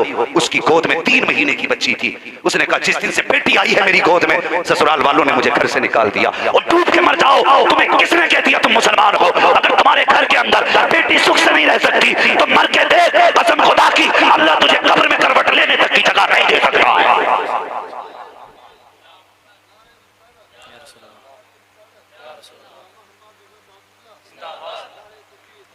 कब तक बेटियों पे जुल्म करोगे? सताने के लिए गैर कम थे, गैरों के तुक कम थे जिसने सीने छलनी किए। हमारी बेटियां रो रही हैं, इसलिए निकाल दिया गया कि उसकी गोद में बेटी आई। और कुत्ते अगर बेटी जमीन पे ना होती तो तू किसको माँ कहता? अगर बेटी जमीन पे ना होती तो बहन किसको कहता? अगर बेटी जमीन पे ना होती तो खूने जिगर कौन पिलाता? अगर बेटी जमीन जमीन पे ना होती, दामन की ठंडी हवा कौन देता? अगर बेटी ना होती तो बता मोहम्मद मुस्तफा कहां से आते? सुभान अल्लाह, सुभान अल्लाह, सुभान अल्लाह, जिंदाबाद। आज के बाद किसी के घर की बेटी रोनी नहीं चाहिए। रोना आता है, रोना खैरों के दरवाजे पे बेटियों को नाक निकलने पे मजबूर तुमने किया, और तुम तो मुसलमान थे, तुम्हें तो पता है ना आखिरत में हिसाब देना है। क्यों भूल गए खुदा के अजाब को? क्यों सताते हो किसी की बेटी को? कुरान कहता है अल्लाह जिसे चाहता है बेटी अता करता है, जिसे चाहता है बेटे अता करता है, जिसे चाहता है दोनों देता है, और जिसे नहीं चाहता उसे कुछ नहीं देता। तुम्हारा अपने कुरान पे एतमाद नहीं? ये उनकी बात नहीं करता जो तिलक लगाते हैं, ये उनकी बात कर रहा हूं जो हुजूर की गुलामी के नारे लगाते हैं। मुसलमान है हम, डूब के मर जाना चाहिए बेगैरतों को, जो लोग किसी बेटी को इसलिए निकाल देते हैं कि इसकी गोद में बेटी आई है। मैं अक्सर कहता हूं लोगों, बेटे मांगो सजदों में, तुम्हारा हक है, लेकिन अगर बेटी ना हो तो रब से रो के बेटियां मांग लिया करो, इसलिए कि बेटे दुआओं से पैदा होते हैं लेकिन बेटियां नसीबों से पैदा हुआ करती हैं। कितने ऐसे लोग तुम्हें बताऊं जो ये कहते हैं जब से बेटी आई है घर में बरकतें आ गई, जब से बेटी आई है चैन से रोटी खाने लगा, जब से बेटी आई है आराम हो गया, जब से बेटी आई है एक दिन फाका नहीं हुआ। कसम खुदा की, बेटी सिर्फ बेटी नहीं होती, खुदा की रहमत होती है। और लिखो, नोट करने वाले नोट करें, लिखने वाले लिखें, याद करने वाले याद करें। कभी कभी बेटे उतने काम नहीं आते जितनी बेटियां काम आ जाया करती हैं। आज इस पे मुंह बिगाड़ते हैं ना पैदाइश पे बेटी के, कल जब बेटे धक्के दे देते तब इन्हीं बेटियों की चौखट याद आती है। कल यही बेटियां टुकड़े खिलाएंगी धक्के दे के घर से निकाला है, जिनकी जायदाद खा के हज करके आए हो, यही बेटियां तुम्हारे मुंह में नुक में डालेंगी। आज इन बेटियों की इज्जत नहीं, शर्म आनी चाहिए हमारे समाज को। और तुमसे कहता हूं अगर कोई किसी की बेटी से इसलिए नफरत करे कि उसके घर में बेटियां गए तो लाजिम है तुम पे ऐसे शख्स का माशी बाइकाट किया जाए, समाजी बाइकाट किया जाए। ऐलान कर दो जो बेटी का नहीं हो सकता वो मुस्तफा के गुलामों का नहीं हो सकता। अब बर्दाश्त नहीं किया जाएगा। जो बेटी की इज्जत नहीं करेगा ना हम उसके हाथ खाएंगे ना अपने हाथ खिलाएंगे। इज्जत उसी की जाएगी जो बेटियों को इज्जत दे। ये करना पड़ेगा। अल्लाह अकबर। मैं अर्ज कर रहा था कभी कभी बेटियां वो कर जाती जो बेटे नहीं कर पाते, और फिर बेटियों को बड़ा दर्द होता है बाप का, बड़ा दर्द। तजर्बा कर लेना। आप परदेश में हो ना और आपके घर से फोन पहुंचे कि अब्बा की तबीयत खराब है। अच्छा बात करा दो अब्बा से, अब्बा ठीक हो? हाँ। कैसी तबीयत है बेटे? आज तबीयत खराब है। ठीक है, अच्छे डॉक्टर से दवा ले लेना, कुछ पैसे मैं खाते में लगा लूंगा, बात खत्म हो गया बेटे का कदम। लेकिन अगर यही खबर बेटी को पहुंच जाए कि तेरा बाप बीमार है, अगर आ नहीं सकती तो रात ही में मुसल्ले बिछा देती है, और खुदा की कसम उठ उठ के दुआएं रातों को करती है, अल्लाह मेरे अब्बा को सलामत रखना, मेरे भाई को सलामत रखना। वो अपने लिए कुछ नहीं मांगती, जो भी मांगती है ना अपने बाप और भाई के लिए मांगा करती है। ये बेटियां होती हैं, ये दिल होता है बेटियों का। नसीब वाले हैं जिनके आंगन में बेटियां मुस्कुराती हैं, मुकद्दर वाले हैं जिनके घर में बेटियां हैं। खुदा की कसम ये बेटियां नहीं, ये जन्नत का टिकट होती है, बख्शिश की जमानत होती है बेटियां। हुसैन की बेटी ने कहा था बाबा अगर मैं बड़ी होती ना तो ये तकलीफ ना देती, ऐसा करें ऐसे झुक जाएं जैसे बंदा नमाज में रुकू करता है। मेरे हुसैन ऐसे झुके जैसे बंदा नमाज में रुकू करता है। बेटी थी हुसैन की, गले का हार था, यूं हाथ डाले बाप के गले में, अजीब मंजर था करबला का। हुसैन का बेटी ने माथा चूम लिया, फिर दाना रुखसार चूमा, बायां रुखसार चूमा, लब चूमे, गला चूमा, सीना चूमा। अल्लाह अकबर। जब माथा चूमा हुसैन खामोश, दाना रुखसार चूमा हुसैन खामोश, बायां रुखसार चूमा हुसैन खामोश, लब चूमे हुसैन खामोश, गला चूमा हुसैन खामोश। जब सीना चूमा हुसैन खामोश न रह सके, फरमाने लगे सकीना जी बाबा आज इतना प्यार क्यों कर रही हो? अल्लाह अकबर। फरमाने लगी बाबा न पूछ, बर्दाश्त न कर सकोगे, मत पूछिए, बर्दाश्त नहीं कर पाओगे। का बात क्या है बेटी बताना। फरमाने लगी बाबा अगर सुनना चाहते हो तो सुनो, मैंने आपके माथे को चूमा, वो मेरा बोसा नहीं। बाबा मुझे पता है आज करबला में कोई आपका माथा चूमने वाला नहीं, आज कोई प्यार करने वाला नहीं, जितने प्यार करने वाले थे सारे जा चुके हैं। अल्लाह अकबर। हुसैन की सकीना ने कहा था बाबा मैंने आपका माथा चूमा, वो मेरा बोसा नहीं, नाना मुस्तफ़ा का बोसा था। मैंने दाने रुखसार को चूमा, वो भी मेरा बोसा नहीं, वो बाबा अली का बोसा था। मैंने बाएं रुखसार को चूमा, वो भी मेरा बोसा नहीं, माँ फातिमा ज़हरा का बोसा बोसा था, मैंने आपके लबों को चूमा, वो भी मेरा बोसा नहीं। चाचा हसन का बोसा था, मैंने आपके गले को चूमा, बाबा वो मेरा बोसा था। ये कहते कहते सकीना ठहर जाती है। हुसैन कहते बेटी अब बता तो सही सीना क्यों चूमा है, ये बता सीना क्यों चूमा। अब हुसैन की सकीना ने कहा बाबा मत पूछो, ये बात बर्दाश्त ना करोगे। कहा बेटी बता। फरमाती हुसैन मैंने जो आपका सीना चूमा है वो किसी और का बोसा नहीं बल्कि आपकी मदीने वाली सुगरा का बोसा लिया है। जब मदीने रह गई थी उस बेटी का बोसा है। कहा बेटी सुगरा की याद कैसे आ गई। फरमाने लगी बाबा बात यह है कि रात आप भाई अकबर के साथ बैठ के बातें कर रहे थे, तब मेरी आंख लगी, ख्वाब में मैंने देखा मदीने वाली सुगरा आई थी। उन्होंने कहा था सुनो कल हुसैन करबला के मैदान जाएंगे। ए बहन सकीना जब बाबा घोड़े पे बैठ के जाएंगे शाम को, याद रखना वापस नहीं आएंगे, तो सबके बदले का प्यार करेगी, अपनी सुगरा को मत भूल जाना। मैं होती तो मैं भी प्यार कर लेती। लेकिन सकीना याद रखना किसी का प्यार माथे पे होगा, किसी का प्यार चेहरे पे होगा, किसी का प्यार गले पे होगा। मेरा प्यार हुसैन के सीने पे कर देना, हुसैन के सीने पे। कहा किस लिए। कहा तुम नहीं जानती हो कि शहादत के बाद कल मेरे बाबा के ऊपर जब घोड़े दौड़ाए जाएंगे उस वक्त सीना चूमने वाली सुगरा नहीं होगी, इसलिए चाहती हूँ कि शहादत से पहले पहले मेरी तरफ से मेरे बाप हुसैन का सीना चूम लिया। नारे तकबीर, नारे रिसालत, जिक्र शहीद आजम फैजान आला हजरत जिंदाबाद। मेरे हुसैन सवारी पे सवार हुए, बैठे, बात बड़ी है लेकिन बस सीधे करबला पहुंचे। पहुंचने के बाद खुतबा इरशाद फरमाया। तकरीर बहुत लंबी थी। आपने फरमाया बस एक बात उसमें से नोट करता हूँ। आपने फरमाया जिसे जन्नत चाहिए वो हुसैन के हाथ में हाथ दे दे। नहीं बोले जैसा बोलना चाहिए था। आप फरमाते जिसे जन्नत चाहिए वो हुसैन के हाथ में हाथ दे। जब इतनी बात कही तो अमर इब्न साद कहने लगा हुसैन जन्नत तुम्हारी है। आपने फरमाया सुन मैंने हुर को जन्नत दे दी है।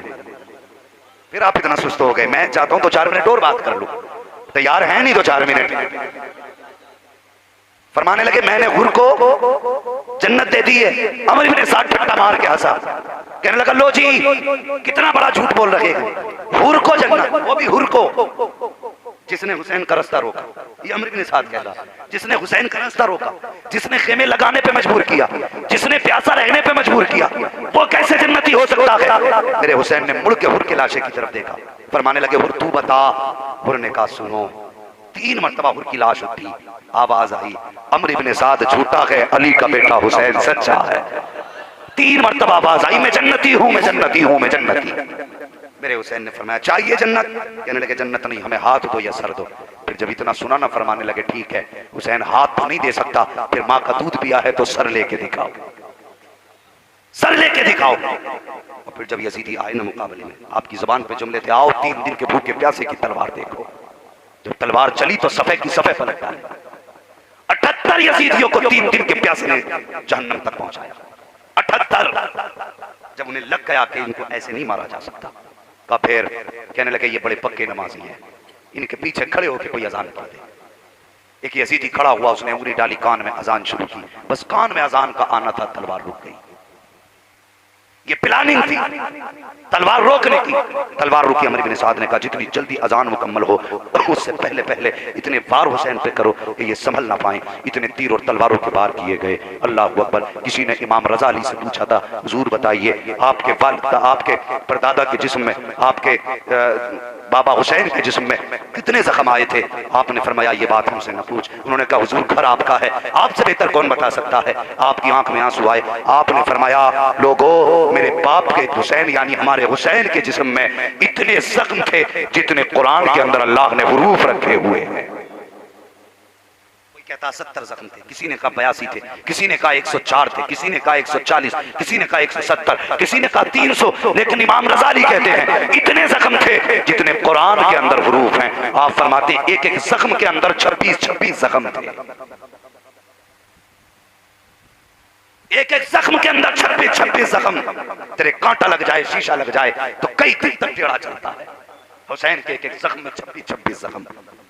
जहां एक नेजा लगा वहीं दूसरा नेजा, वहीं तीसरा नेजा, एक जगह 26-26 जख्म। किसी ने हजरत इमाम बाकिर से पूछा था आप बताइए हुसैन को घोड़े से नीचे आने में कितना वक्त लगा। आपने फरमाया 9 दकीका 9 मिनट लगे। कहा हुजूर 9 मिनट कैसे लगे, कहां रहे 9 मिनट तक। आपने फरमाया ना घोड़े पे थे ना जमीन पे। कहा फिर कहां थे। कहा यजीदियों ने नेजों पे उठा रखा था। यह है करबला।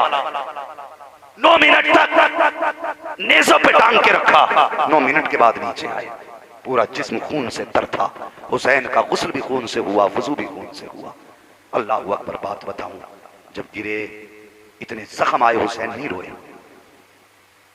हजारों जख्म जिसमें हैं, रोए नहीं। लेकिन जब नीचे गिरे, मुड़ के खेमे की तरफ देखा तो रोने लग गए। मुअर्रिखीन लिखते हैं, किसी ने कहा हुसैन क्यों रो रहे हो? कहा बस इस ख्याल ने रुला दिया, जब कासिम गिरे थे तो मुझे आवाज दी थी, अकबर नीचे आए थे मुझे आवाज दी थी, और फरमाते हैं जब अब्बास नीचे आए थे मुझे आवाज दी थी, अब हुसैन नीचे आया है, बस इस ख्याल में रुलाया कि हुसैन किसे आवाज दे, हुसैन किसे आवाज दे। अमर इब्ने साद से यजीद ने कहा था, इतना बड़ा हादसा करबला का लगे कि जलसा भी हो रहा है, जोर से बोले सलामत रखे। यूं तो जिंदाबाद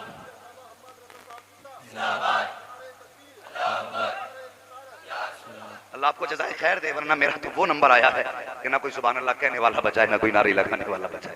नकीब साहब भी जा चुके हैं, लेकिन अल्लाह आपको जज़ाए खैर दे और अल्लाह आपकी मोहब्बतों को भी सलामत रखे। मगर मैं जानता हूँ इतना, मैं फिर भी बोल रहा हूँ। मैं पता है क्यों? इसलिए बोल रहा हूँ कि ये कौम ना इतनी देर तो एक तसला बिरयानी के लिए भी नहीं बैठती।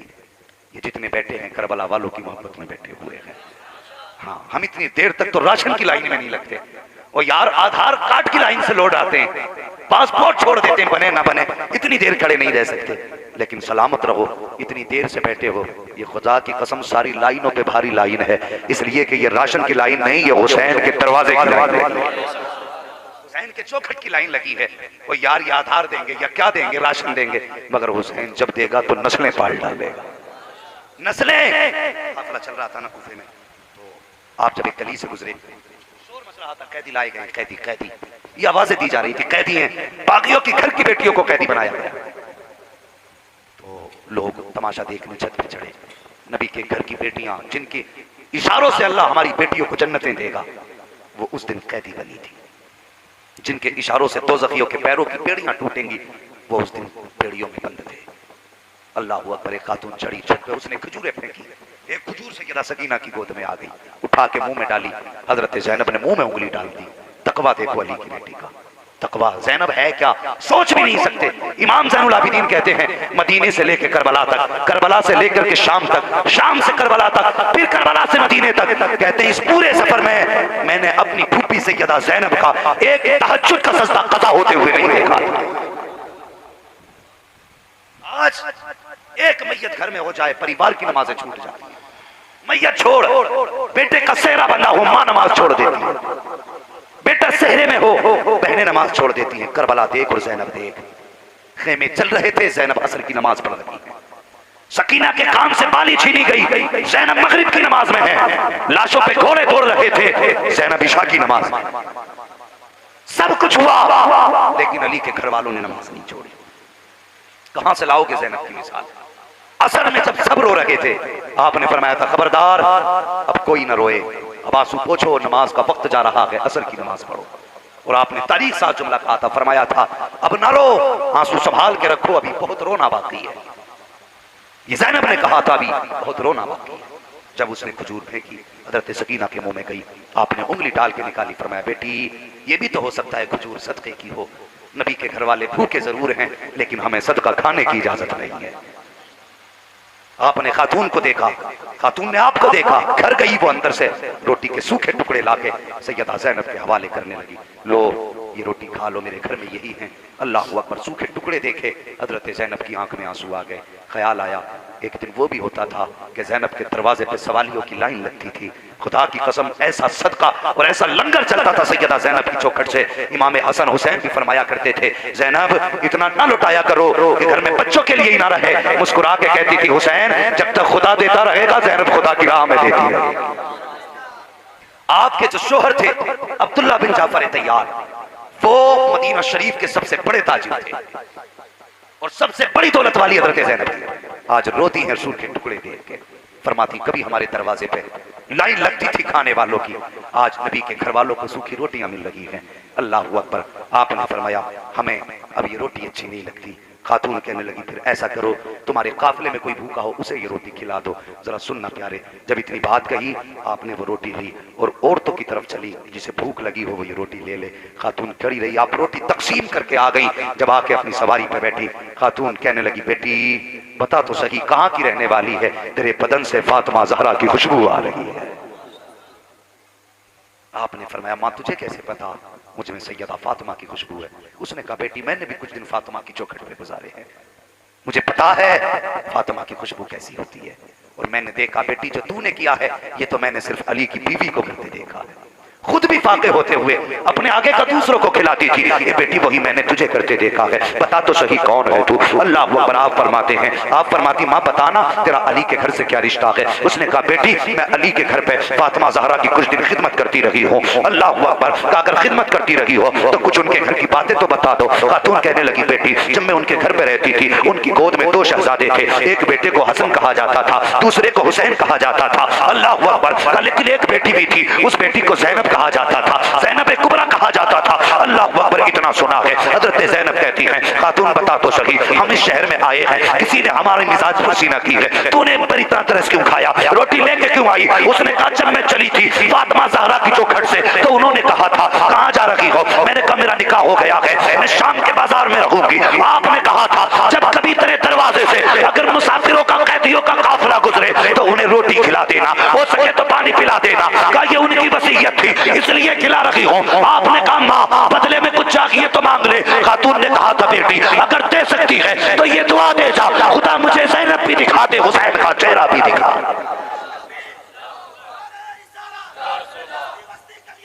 ताजुश शरिया ताजुश शरिया यार अल्लाह अकबर। फिर आपने कहा माँ तेरी दुआ रब ने कबूल कर ली है। आपने फरमाया जिस ज़ैनब को बचपन में देखा था वो मैं हूँ, और जिस हुसैन को देखने का ख्वाब है वो जो सबसे ऊंचे नेज़े पे वाली का बेटा हुसैन है। इतना सुना चीख निकली, मालिक रो के कहा मालिक ये दिन क्यों दिखाया मुझे। ये कहते कहते गिरी और हमेशा के लिए अपनी उसकी रूह कफ़स उनसली से परवाज कर गई। अल्लाह अकबर। ये कोई एक बात नहीं है, ऐसी सैकड़ों बातें इस सफर में पेश आई हैं। खुदा की कसम औरत नरम दिल की होती है ना, नरम दिल की, लेकिन अल्लाह की कसम सैयदा ज़ैनब ने ये साबित करके दिखा दिया है अगर औरत अपनी जिद पे आ जाए तो कसम खुदा की कोई औरत के सामने टिक भी नहीं सकता। यजीद के दरबार में खुतबे के लिए सैयदा ज़ैनब खड़ी हुई। यार कसम खुदा की कुर्बान जाओ अली की बेटी पे। जब आपने खुतबा दिया नबीना साहब बैठे थे, उन्होंने करवट वाले के कंधे पे हाथ रख के कहा वो यार लगता है अली आ गए हैं। कहा नहीं अली नहीं। कहा फिर कौन बोल रहा है, तेवर भी अली के, लहजा भी अली का, आवाज भी अली की, अल्फाज भी अली के। काली नहीं बल्कि अली की बेटी बोल रही है, अली की बेटी बोल रही है। और कसम खुदा की ये दहशत थी सैयदा ज़ैनब की कि 22,000 के कलेजे पानी पानी कर दिए। यजीद तख्त पे था लेकिन कुत्ता बन गया था सैयदा ज़ैनब के सामने। औकात नहीं थी अली की बेटी के सामने बोल पाता, हैसियत नहीं थी। फिर पूरे काफिले को सैयदा ज़ैनब मदीना लेकर के आई। इमाम सज्जाद से कहा सज्जाद जी फूफी ये सामने क्या है। कहा हुजूर का गुंबद है। फिर कहा जरा आ मेरे पास आ। रुख किया करबला की तरफ। कहा हुसैन गवाह हो जाओ मैंने आपकी अमानत को मदीने तक खैरियत से पहुंचा दिया। का बेटा है, कानी का बेटा है, कानी का बेटा है। कहते मैंने आके बस्ता फेंक दिया। मैंने कहा माँ नहीं पढ़ना मुझे।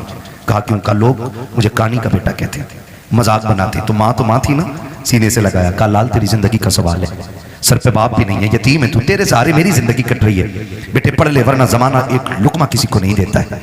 दौर बहुत खराब हो गया है बेटे। माँ ने समझाया। कहता फिर माँ ने मेरा एडमिशन करा दिया। कहा मैं पढ़ता रहा यहाँ तक कि मैं होशियार हो गया। जब होशियार हुआ तो फिर मेरे पीछे तो ये ताना पड़ा था, ये इल्जाम मेरे सर पे था कि मैं कानी का बेटा हूँ। कहा जब मैं समझदार हो गया ना, मैं मजबूत हो गया, मुझे लगा कि मैं फैसला खुद कर सकता हूँ। कहते मैंने एक दिन आके ना घर पे बस्ता फेंक दिया। मैंने कहा माँ बहुत हो गया, अब मैं नहीं पढ़ सकता। मेरी माँ ने कहा लाल हो क्या गया। कहा माँ वही ताना जो बचपन से लेके आज तक मेरा पीछा नहीं छोड़ रहा है। ए माँ आज भी स्कूल जाता हूँ ना, लोग कानी का बेटा कह के आवाज देते। माँ बता मैं तेरे नहीं पढ़ना चाहता। माँ ने कहा बेटे कोई तो सूरत होगी जो तू पढ़ ले। बेटे पढ़ाई आधी से ज्यादा हो गई है, जिंदगी तबाह बर्बाद न कर। बच्चे ने कहा एक शर्त है। कहा क्या। कहा तू मुझे छोड़ के चली जा या मैं तुझे छोड़ के चला जाता हूँ, तुझसे आज के बाद मेरा कोई रिश्ता नहीं रहेगा। अगर यह शर्त मंजूर कर तब मैं पढ़ने के लिए जाऊंगा। जब इतनी बात बेटे ने कही है, खुदा की कसम हजारों बिजलियां माँ के कलेजे पे गिर गई थी। कौन सा दर्द था जो आज माँ को याद नहीं आ रहा था, कौन सा एहसास था जिसने आज माँ को रुलाया नहीं था। जब बेटे ने इतना कहा कि इस शर्त पे पढ़ाई होगी कि तुझसे मेरा कोई रिश्ता नहीं, माँ तो माँ होती है। तू बीवी को लेकर उड़ के जाके कहता है मेरी माँ ने इजाजत दी है। तूने तो कुछ भी नहीं मांगा जो इसने मांग लिया था। इसने कहा आज के बाद तेरा मेरा कोई रिश्ता नहीं है। नौजवान कहता मेरी माँ ने कहा ठीक है शहजादे,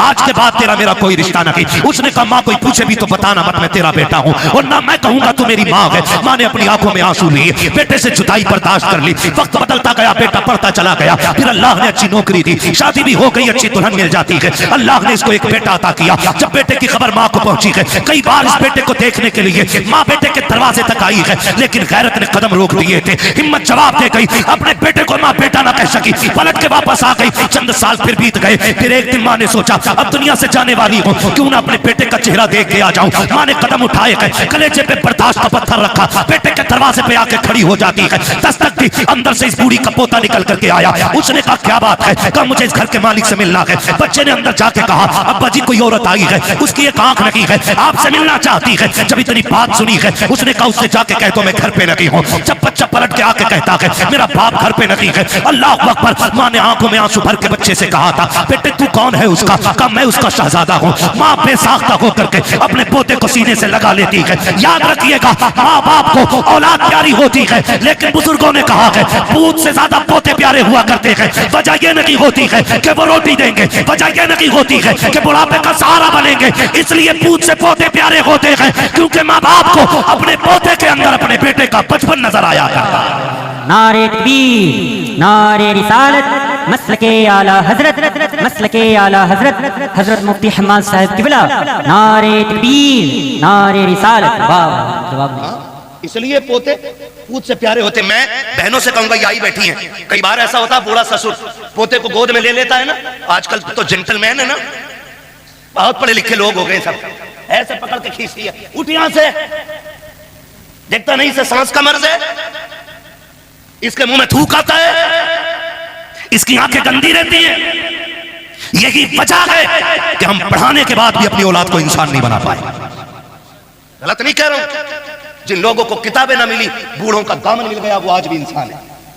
और जिन्हें किताबें मिली, बुजुर्गों का दामन ना मिल सका, वो पढ़ लिख कर भी जानवर से ज्यादा बदतर है। इसलिए कि इल्म किताबों से मिलता है, लेकिन तजर्बा बुजुर्गों की बैठक से मिला करता है। बेशक, वाह क्या बात है। गोद से खींच लाती है, गोद से। मजाल है जिसमें दादा ने खाना खाया उसमें पोते को खाना दे दिया जाए। ऐसे उठा के पलट बुड्ढे के आगे की नल के आगे फेंकी जाती है जैसे कुत्ता मुंह डाल के गया हो। किस इंसानियत की बात करते हो आप? किसे तरक्की कहते हो? वो अंधेरा की भला था, कदम राह पे थे, रोशनी लाई है मंजिल से बहुत दूर हमें। पहले घर कच्चे थे लेकिन रिश्ते पक्के थे, आज घर पक्के हो गए, रिश्ते कच्चे हो गए जी। ये वजह है सगा बाप जिस प्याले में सालन खा ले, जिस प्लेट में खाना खा ले, बेटा उसमें खाना खाने तैयार नहीं। अब्बा के आगे का गिलास बेटा धो के पानी पीता है, मौत नहीं आ जाती? कह नहीं, इससे बीमारी फैलेगी। मेरे नबी ने फरमाया सूरुल मोमिन शिफाउन, और जालिम मोमिन के जूते में शिफा होती है। उससे किसने कह दिया कि इसमें बीमारी है? आज बाप के जूते बर्तन में बेटे पानी नहीं पीते। मुझे बताओ, दौर बहुत करीब है। हमने सन 2000 के बाद का जो दौर हमने देखा है ना, इससे पहले कभी ऐसा दौर नहीं आया। इससे पहले कभी ऐसा दौर नहीं आया। आज कंडीशन ये है कि 25% लोग कैंसर के मरीज हैं। हाँ, 25% कैंसर, 99% शुगर घुसती जा रही है। गलत नहीं कह रहा हूं। जानते हो क्यों? क्योंकि हमने अपनों का झूठा खाना छोड़ दिया। आज तो 4 भाई एक दस्तरखान पर बैठे होते तो 4 अलग अलग प्लेटें लगती हैं। अगर 10 लोगों की बंदा दावत कर देना, मैं तो देखता हूं मौलवियों को भी खिलाते हैं ना खाना, तो डिस्पोजल में यूज एंड थ्रो, कागज की प्लेट। तुझे क्या पता घर के बर्तन की बरकत क्या है? जो कौम अपनी दीन के रहबर को प्लास्टिक के गिलास में पानी पिलाए, वो खाक तरक्की करेगी? क्या बात है। जाओ, गारंटी है मेरी। ले आओ बड़े से बड़े फलसफी से टेबलेट जाकर के, बड़े से बड़े अरस्तु से दवा लेके आ। खुदा की कसम, जब दवाएं काम छोड़ जाती हैं तब छक मार के तुम्हें दुआओं के लिए जाना पड़ता है। क्या बात है। इसलिए कि जो काम दवाएं नहीं करती हैं वो काम दुआएं किया करती हैं। लेकिन आज हुआ क्या? कंडीशन देखो, सगे भाई भी बैठे ना, प्लेटें अलग अलग है, गिलास अलग अलग है, एक गिलास रखो तो हमारी कौम उसको समझती है कि ये जिहालत है कि 4 लोगों के बीच एक गिलास। जानते हो जब मोहम्मद बिन कासिम पहली मर्तबा इस मुल्क में आया, कोई एक्टर नहीं था, कोई डिजाइनर नहीं था, हुजूर के दीन का सिपाही था, हीरो था इस्लाम का। आकर के जब अपनी बेटी को आजाद कराया था ना, बहन को, और खाना खाने के लिए पहली बार मुसलमान इस मुल्क में बैठे थे ना, तो लोग मुड़ मुड़ के देख रहे थे ये खा कैसे रहे हैं। जबकि उस वक्त दस्तूर ये था कि कोई किसी की तरफ मुंह करके नहीं खाया करता था, एक दूसरे से पीट करके खाना खाया करते थे। जब मोहम्मद बिन कासिम पहली मर्तबा इस मुल्क में आए थे, आने के बाद जब फतह की थी, बहन बेटी की आबरू बचाने के बाद जब खाने के लिए बैठे थे और एक बर्तन में पूरी जमातें बैठी हुई थी, एक बर्तन में 6-6 लोग बैठे थे, लोग हैरत से देख रहे थे ये कौम कौन सी है कि एक बर्तन में एक साथ खा रही है। तब मसीहत का नकीब कह रहा था तुम वो हो जो निजाम अपने खुद बनाते हो, ये वो है जो खुदा का निजाम लेके आगे बढ़ रहे हैं। क्या बात है हज़रत, बिल्कुल। जब से हमने खुदा का निजाम छोड़ा हम बर्बाद हो गए। अपने बड़ों की इज्जत करना, उनकी गोद से बच्चे न छीनना हक है, उनका हक है। और तू होती कौन है बच्चे छीनने वाली? हक क्या है तेरा छीनने का? तू माँ है, वो दादा है। तू बाद में आई है, दादा पहला है। अगर दादा ना होता तो तू भी इस घर में नहीं होती। मगर इसी को जो है ना हमारे लोग, हमारे भाई उल्टा बच्चों से कहते हैं हाँ हाँ सही तो कह रही तुम्हारी अम्मी, जाना मत अब्बा के झूठा खाना मत। तुझे पता है जब बंदा 70 पार कर जाता है ना और उसके पैर कांपने लगते हैं, हाथ नहीं काम कर पाते हैं, नजर पूरी नहीं देख पाती है, चप्पल जूते ढूंढने लग जाता है, लाठी टटो टटो के पकड़ता है ना, तब खुदा आवाज देकर कहता फरिश्तों खबरदार, अब इसके अमाल से कलम गुनाहों के एतबार से उठा लिया जाए, अब इससे खता भी हो जाए तो खता न लिखना, इसलिए कि अब मेरा बंदा दुनिया तनहा छोड़ गई है, अकेला रह गया है, अब मेरी रहमतों का सहारा है। देखते नहीं हो फरिश्तों, कोई जूती चुरा रहा है, कोई लाठी छुपा देता है, किसी को थूक से नफरत है, किसी को इसके मुंह से नफरत है, कोई इसकी आंखों से घिन कर रहा है। अब दुनिया टुकरा गई है, देख ये सिर्फ मेरी रहमत के सहारे है। खुदा की कसम ऐसे बंदे जब दुनिया से जाएंगे, अल्लाह कयामत के दिन बड़े बूढ़े को बुलाएगा और बुला के पूरे परिवार को इकट्ठा करेगा, फिर उस बड़े बूढ़े से पूछेगा बता इनको पहचानता है ये कौन है? वो कहेगा हाँ ये मेरी पोती लगती है, ये मेरा पोता लगता है, ये मेरा बेटा है, ये मेरा देवता है, ये मेरी बहू है, ये मेरा भतीजा है। उसके बाद रब फरमाएगा बता इनका मामला तेरे साथ क्या था? वो ये कहेगा मालिक इसको मेरे जूते से नफरत थी, ये मेरे बिस्तर से घिन करता था, इसको मेरे कपड़े से नफरत आती थी, ये मेरे छोड़े हुए खाने को हाथ नहीं लगाता था। रब फरमाएगा सुन आज जिनमें से जिसको तू कह देगा मैं उसे जन्नत दूंगा। वो बूढ़ा कहेगा क्यों? कहेगा मैं ज़माने को बताना चाहता हूँ जिससे तुम कुछ नहीं समझते हो, रब ने आज महशर में उसे शफाअत का इख्तियार अता कर डाला है। क्या बात है, जवाब नहीं है, माशाअल्लाह। इज्जत करो अपने बड़े बूढ़ों की, वरना याद रखना जैसी करनी जोर से जैसी करनी वैसी करे। छोड़ो बुड्ढों को यार, बड़ा रहने दो, इन्हें क्या पता है। अब 5G का दौर है, बुढ़े के दौर में कोई भी जी नहीं था। खुदा की कसम कोई जी था या ना था, लेकिन इस बुढ़े के दौर में अदब जरूर था, अदब जरूर था। मेरी जेब पे अगर कलम लग गया ना तो सफेद बालों वाला भी आ जाए तो मैं क्यों उठूं? मैं तो कलम लगा के बैठूं भाई, मैं तो हजरत हूं, मुझे तो लोग हुजूर भी कहते हैं, तो मैं ये लेके बैठ जाऊं? ये हुजूर का दीन नहीं, ये हुजूर का दीन मिटा दे अपनी हस्ती को अगर कुछ मर्तबा चाहे कि दाना खाक में मिलकर गुले गुलजार बनता है। जिन्हें झुकना नहीं आता उन्हें उठना वही जानते हैं जो झुकना जानते हैं। मौलाए कायनात शेर खुदा फरमाते हैं अगर तवाज़ु और इंकिसारी की वजह से किसी की इज्जत कम हो जाए तो कयामत में मेरा गिरबान पकड़ लेना। झुकने वाले लोग कभी छोटे नहीं होते। तूफान आता है, हवा तेज चलती है, तो जो हवा के साथ कभी कभी झुक जाते हैं वो कभी उखड़ते हैं, जो अकड़े रहते हैं जो अकड़ जाते हैं वो जोर से वो उखड़ जाते हैं। हमारे हिस्से की क्रीम इतनी मद्दी तो नहीं हो सकती ना कि बोल ना पाए। मुझे उम्मीद है वही बैठा होगा जिसमें दम होगा। जो अकड़ जाते हैं वो उकड़ जाते हैं। तो मैं क्या बात अर्ज कर रहा था आपसे, उसने भाई ये टंटना मंटना ना करो यार, बोलने दो थोड़ी सी देर, तवज्जो है ना सारे लोगों। बच्चे ने क्या कहा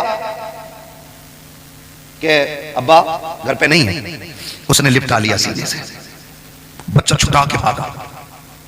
मां चली गई।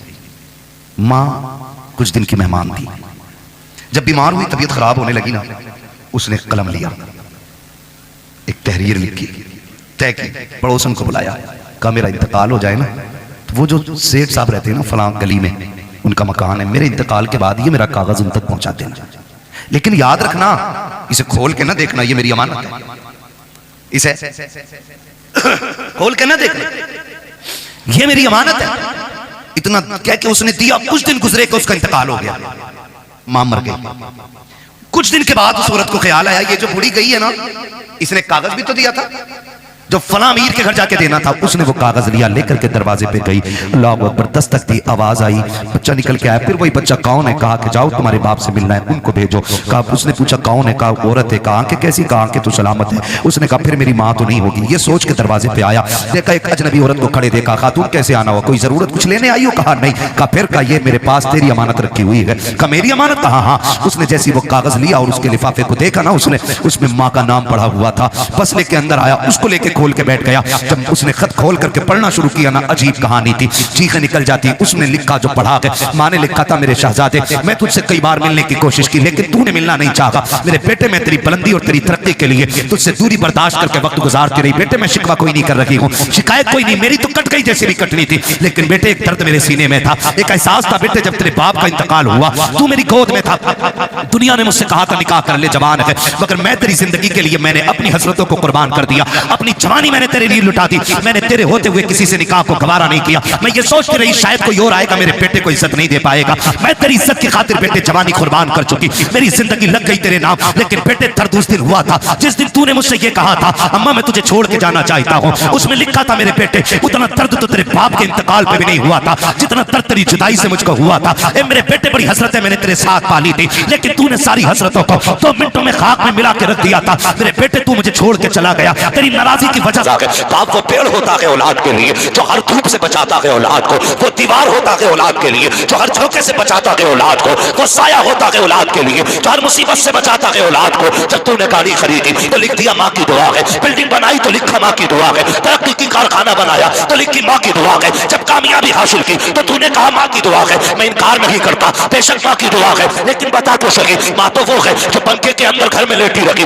मजदूरी करने तो बाप गया है। ये तो वो है जो बारिश में झन के नीचे लेटी रखी, भीगता तो बारिश में बाप रहा है। ये तो वो है जो साए में लेटी रखी, धूप में तो बाप ने मजदूरी की है। तुझसे किसने कह दिया कि ये सिर्फ बाप माँ की दुआ है? ओ खुदा के बंदे, अगर बाप ने मेहनत रखी होती तो न तेरे 5-6 फीट का वजूद होता, न बोलने वाली जबान होती, न चलने वाला कदम होता, न तेरा वजूद होता, न तेरा वकार होता, न कोई नाम लेने वाला होता, न कोई इज्जत देने वाला होता। अगर बाप ना होता, सोसाइटी में कुछ ना होता। अगर इज्जत मिल रही है तो तेरे दम से रखी है, बाप के करम से मिल रही है। नाराए तकबीर, नाराए रिसालत, उलमाए अहले सुन्नत, हजरत अल्लामा मुफ्ती हम्माद हुसैन साहब क़िबला, नाराए तकबीर। जवानों से गुजारिश है, बीवी आ जाए तो बाप को ना भूलना, माँ को ना भूलना, इसलिए कि जिस तरह एक किसान पौधे को पालता है ना, उससे 70 गुना ज्यादा मेहनत करके बाप एक बेटे को पालता है। बेशक बेशक बाप एक बेटे को पालता है। हाँ, मैं तकलीफ होती है कुछ चीजों से। जब जवान बाइक पे बैठ के एक्सीलेटर खींचता है ना, तो फिर मुड़ के नहीं देखता पीछे कौन है, पीछे कौन है।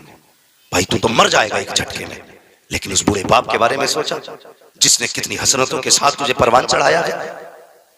कभी सोचा उस बाप के बारे में? कभी नहीं सोचते। हो खुदा के बंदो, माँ बाप का ख्याल किया करो, माँ बाप का ख्याल किया करो। एक माँ कितनी हसरतों से बहू लेके आती है, एक बाप कितनी आरजुओं से बेटे का सेहरा देखता है। वो देखना यार, रोते हैं बाप, रोते बेटों के सेहरों पे दुनिया जश्न मनाती है, बाप रोता है। क्यों? वो गम के आंसू नहीं होते, वो खुशी के आंसू होते। बेशक उससे ज्यादा खुशी किसी बराती को नहीं होती है। जितना कलेजा आज बाप का चौड़ा है ना, उतना किसी का नहीं है। लेकिन कल सबसे ज्यादा जिसे सताया जाएगा वो यही है जो तेरी खुशी में सबसे आगे का शरीक है। लोग कहते हैं मुसीबतें आ गई, तुमने बाप के साथ कितना इंसाफ किया, कितनी वफा की, कितनी वफा की। अल्लाह अकबर। जवानों तुमसे गुजारिश है, मेरी बात ध्यान से सुनना। हम सिर्फ अपनी बहनों को बहनें मानते, कभी बाप की बहनों का भी ख्याल किया करो, बाप की बहनों का भी ख्याल किया करो। तुम्हें अगर तुम्हारी बहनें प्यारी हैं तो बाप को अपनी बहनें प्यारी हैं। बेशक बेशक। तेरे घर में खुशी आई, तूने अपनी बहनों को तो नोट दिया, लेकिन बाप की बहनों को बुलाना भूल गया। तू तो खुश था कि मेरे घर पे सारे मेहमान आ गए, लेकिन कभी बाप से पूछा कि तेरे दिल के अंदर क्या चल रहा है इस वक्त? हजारों की भीड़ में वो अपनों को तलाश करता है, नहीं मिलते। खुदा के वास्ते रिश्तों की कदर करो, अपनों की कदर करो, और किसी को टूटने न देना, किसी को टूटने न देना। ये अज़दवाजी जिंदगी है। एक बाप बड़ी मेहनत से औलाद पालता है, बड़ी मेहनत से। हाँ, तुम अपनी बीवी के राज में भी गर्म रोटी नहीं खाओगे जितनी गर्म रोटियां तुमने माँ और बहन के दौर में खाई। बेशक बेशक। हाँ, ये याद रखना, नहीं खा सकते। तुम्हारी बीवी तो कह देगी रखिए उठा के खा लो, लेकिन जब तुम परदेश से आते हो ना तो कभी बहनें नहीं कहती रखिए उठा के खा ले। तेरे हाथ धोने से पहले, तेरे बैठने से पहले, तुझसे पहले दस्तरखान पर बहनें रोटी लगा देती है, खाना लगा देती है। आज जब बहू आ गई फिर सारे रिश्ते ही खत्म हो गए। आज बीवी सब कुछ होगी। मैं ये नहीं कहता बीवियों के हक अदा ना कर, उसका भी अपना हक है, लेकिन कम से कम पहले उनको देखो ना जिनसे रिश्ता बचपन से जुड़ा है। आपका रिश्ता जिनसे बचपन से जुड़ा है, रिश्तों की कदर किया करो। आज रिश्तों की कदर नहीं रह गई, नहीं है रिश्तों की कदर। हाँ, अल्लाह अकबर। अपनों की कदर कैसे की जाती है? कोई हुजूर से पूछे। मेरे हुजूर अक्सर अपनों को याद करके रोते थे, अपनों को। और भाई पूरी सोसाइटी में, अपने माशरे में देख लो, हाजीपुर में देख लो, जिसके अपने ना हो वो कितना अकेला रहता है, कितना अकेला रहता है। दावत खाने वाले 1000 यार मिल जाते हैं, चाय पी के गप्पे लड़ाने वाले बहुत मिलेंगे, प्रधान चौधरी कह के गले काटने वाले बहुत मिलेंगे, ठेकेदार जमींदार कह के कुमल काटने वाले बहुत मिलेंगे, लेकिन जिगर काट के खून पिलाने वाले अपनों के सिवा कोई नहीं होता। बेशक बेशक। कोई नहीं होता अपनों के सिवा। आज लेकिन हम जो है ना, हम ही कहते जी मुझे खानदान से मतलब नहीं, मुझे तो अपनों से मतलब है। तूने क्या समझा है खानदान को? खानदान क्या है? एक ही दरख्त की मुख्तलिफ शाखें हैं। बेशक बेशक। एक दरख्त की मुख्तलिफ शाखें और एक शाख के मुख्तलिफ पत्ते हैं। अगर कोई भी शाख दरख्त से कट जाए तो कभी हरी नहीं रहती है। क्या बात है, क्या बात है। कभी हरी नहीं रहती है। अपनों की कदर कर लो, रिश्तों की कदर करो अपनों की। हाँ, अल्लाह अकबर। हम अपनी जिंदगी के बारे में सोचा करें। बच्चों, जवानों, जब हम छोटे थे ना, हमारा बाप कहता था अपनी हमारी अम्मी से कि इससे पूछिए क्या खाएगा, जो ये कहेगा वो बनाया जाएगा। कितनी बार हमारी मर्जी से घर में खाना बना। आज हमारी जिम्मेदारी नहीं बनती हम अपनी बीवी से ये कहें आज जो मेरे माँ बाप खाएंगे वो बनाया जाएगा। कहते हैं कभी हम? क्या बात है। कहते हैं कभी हम? हमने तो ये सोच रखा कि जी कोई बात नहीं है, एक रस्म थी, बाप ने पैदा किया, अब वो चले गए, काम खत्म, अब हम हैं, कल हमारे बाद औलाद होगी। नहीं, ये फैसले ना किया करो। अल्लाह की कसम, जो बिना लालच की दुआएं देते हैं ना वो माँ बाप होते हैं। सच्ची बात। माँ बाप होते हैं। रिश्ते अच्छे करो। शादी का मतलब किसी से नफरतें नहीं है। सिर्फ एक ही ताजमहल पे अगरबत्ती नहीं लगानी है, उसे आगे बैठा करके सिर्फ उसी की ज़ियारत नहीं करनी है। हमें अपनी माँ भी देखनी है, अपना बाप भी देखना है, अपना भाई देखना है, बहनें देखनी है, परिवार देखना है। लोग ये सोचते हैं अपना हिस्सा फला को खिलाया तो घर में कमी आ जाएगी, मेरी कमाई फला ने खाई तो घर में कमी आ जाएगी। हुजूर की खिदमत में एक सहाबी हाजिर हुए, अर्ज करते हैं या रसूल अल्लाह, मैं कमा के लाता हूँ, लाने के बाद मैं घर में रखता हूँ, मेरा बाप जो है मेरी कमाई को मेरे भाइयों पे, मेरी बहनों पे खर्च कर दिया करता है, बाकी कोई नहीं कमाया करता है। मेरे हुजूर ने फरमाया जा चला जा, अपनी कमाई को बचाने की कोशिश न कर, इसलिए कि ये भी तो हो सकता है खुदा सबके हिस्से का तुझे दे रहा हो, सबके नसीब का तुझे दे रहा हो। फरमाया गया अगर तेरे खाने में दूसरे शरीक हो जाया करें तो दिल को छोटा ना किया करो, बल्कि अगर तुम एक का इंतजाम करोगे अल्लाह तुम्हें 3 का रिस्क अदा करेगा, और तुम 3 को खिलाओगे अल्लाह तुम्हें 9 का रिस्क देगा, तुम 7 को खिलाओगे खुदा तुम्हें 70 का हिस्सा देगा। किसी के बचाने से अमीर नहीं बना करते हैं, बल्कि भूखों को खिलाने से खुदा अमीर बना दिया। नाराए तकबीर, नाराए रिसालत, उलमाए अहले सुन्नत, हजरत अल्लामा मुफ्ती हम्माद साहब किबला, माशाअल्लाह। रिश्तों की कदर नहीं की। लो, गारंटी के साथ कह रहा हूं, गारंटी के साथ और तजर्बे के साथ, किसी की बीवी कितनी भी वफादार हो, तुम्हारे लिए जो तुम्हारे माँ बाप हो सकते वो कोई नहीं हो सकता। बेशक बेशक। जो तुम्हारे लिए तुम्हारे माँ बाप, इल्ला माशाअल्लाह, कुछ माँ बाप भी बड़े अच्छे होते हैं, इन्हें फजीलत सुन सुन के इतने घामड़ हो गए, इतने घामड़ हो गए कि बास अब तो वही वो है जिसका चाहे गला काटे, जिसका चाहे हिस्सा काटे, जिसका चाहे रास्ता काटे। मैं अब्बा हूं, मैं अब्बा हूं। उसे हजरत यही घमंड है, मैं अब्बा हूं। क्या बात। चौराहे पे खड़ो कहता मैं बाप हूं। जल्दी चल तू बाप है, बाकी तो कोई बाप ही नहीं है। तो तू ऐसा करेगा, जिसका चाहेगा गला काटेगा, जिसका चाहेगा हिस्सा काटेगा। औलाद को यह हुक्म है बाप की कदर आज करो, वो जुल्म भी करे तो माफ करो, रह गई बाप की ज्यादती की बात तो उससे हिसाब अल्लाह लेगा।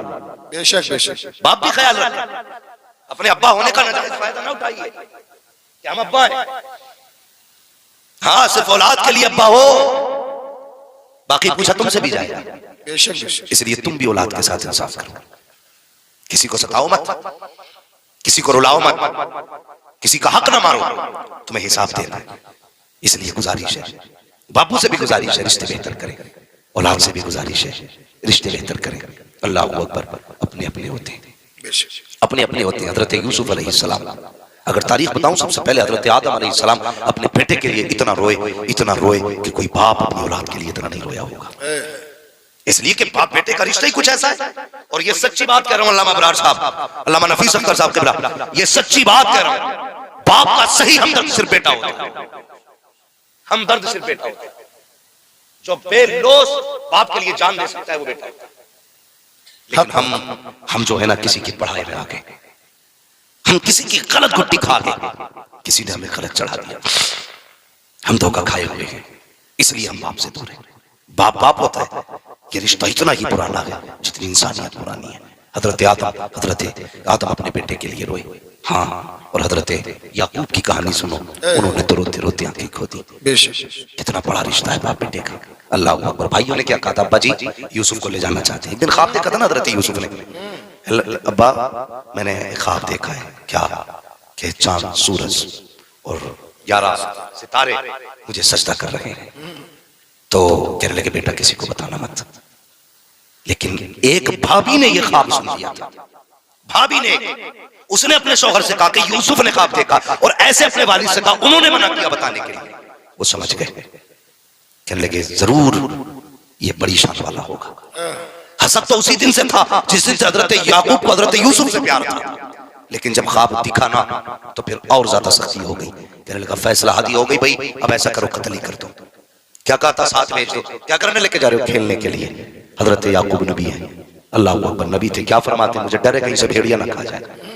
पहले जुमले देखिए आप, मुझे डर है कहीं से भेड़िया ना खा जाए। भाइयों ने कहा अब्बा जी हम भाई हैं, इसको कैसे तकलीफ देंगे, भेज दीजिए ना। अल्लाह अकबर। हजरत यूसुफ अलैहिस्सलाम के हुस्न का आलम ये था, आप जब पानी पीते थे हलक से उतरता था तो गले में दिखाई देता था। ऐसा खूबसूरत बदन हजरत यूसुफ का था, इतना हुस्न हजरत यूसुफ को खुदा ने अता किया है। अल्लाह अकबर। चेहरा छूलो तो खून नजर आ जाता था, कलाई पकड़ लो तो खून नजर आता था, इतना हुस्न अल्लाह ने हजरत यूसुफ को बख्शा। तो आपने कहा लख्ते जिगर नूरे नजर, क्या कह रहे हो, अब्बा इजाजत दीजिए ना, भाइयों के साथ जाना चाहता हूँ। अल्लाह अकबर। बाप ने बादिले ना खास्ता इजाजत दी, फरमाया ख्याल रखना मेरे यूसुफ का। जब इतना जुमला कहा गया, भाई लेकर के आ जाते हैं।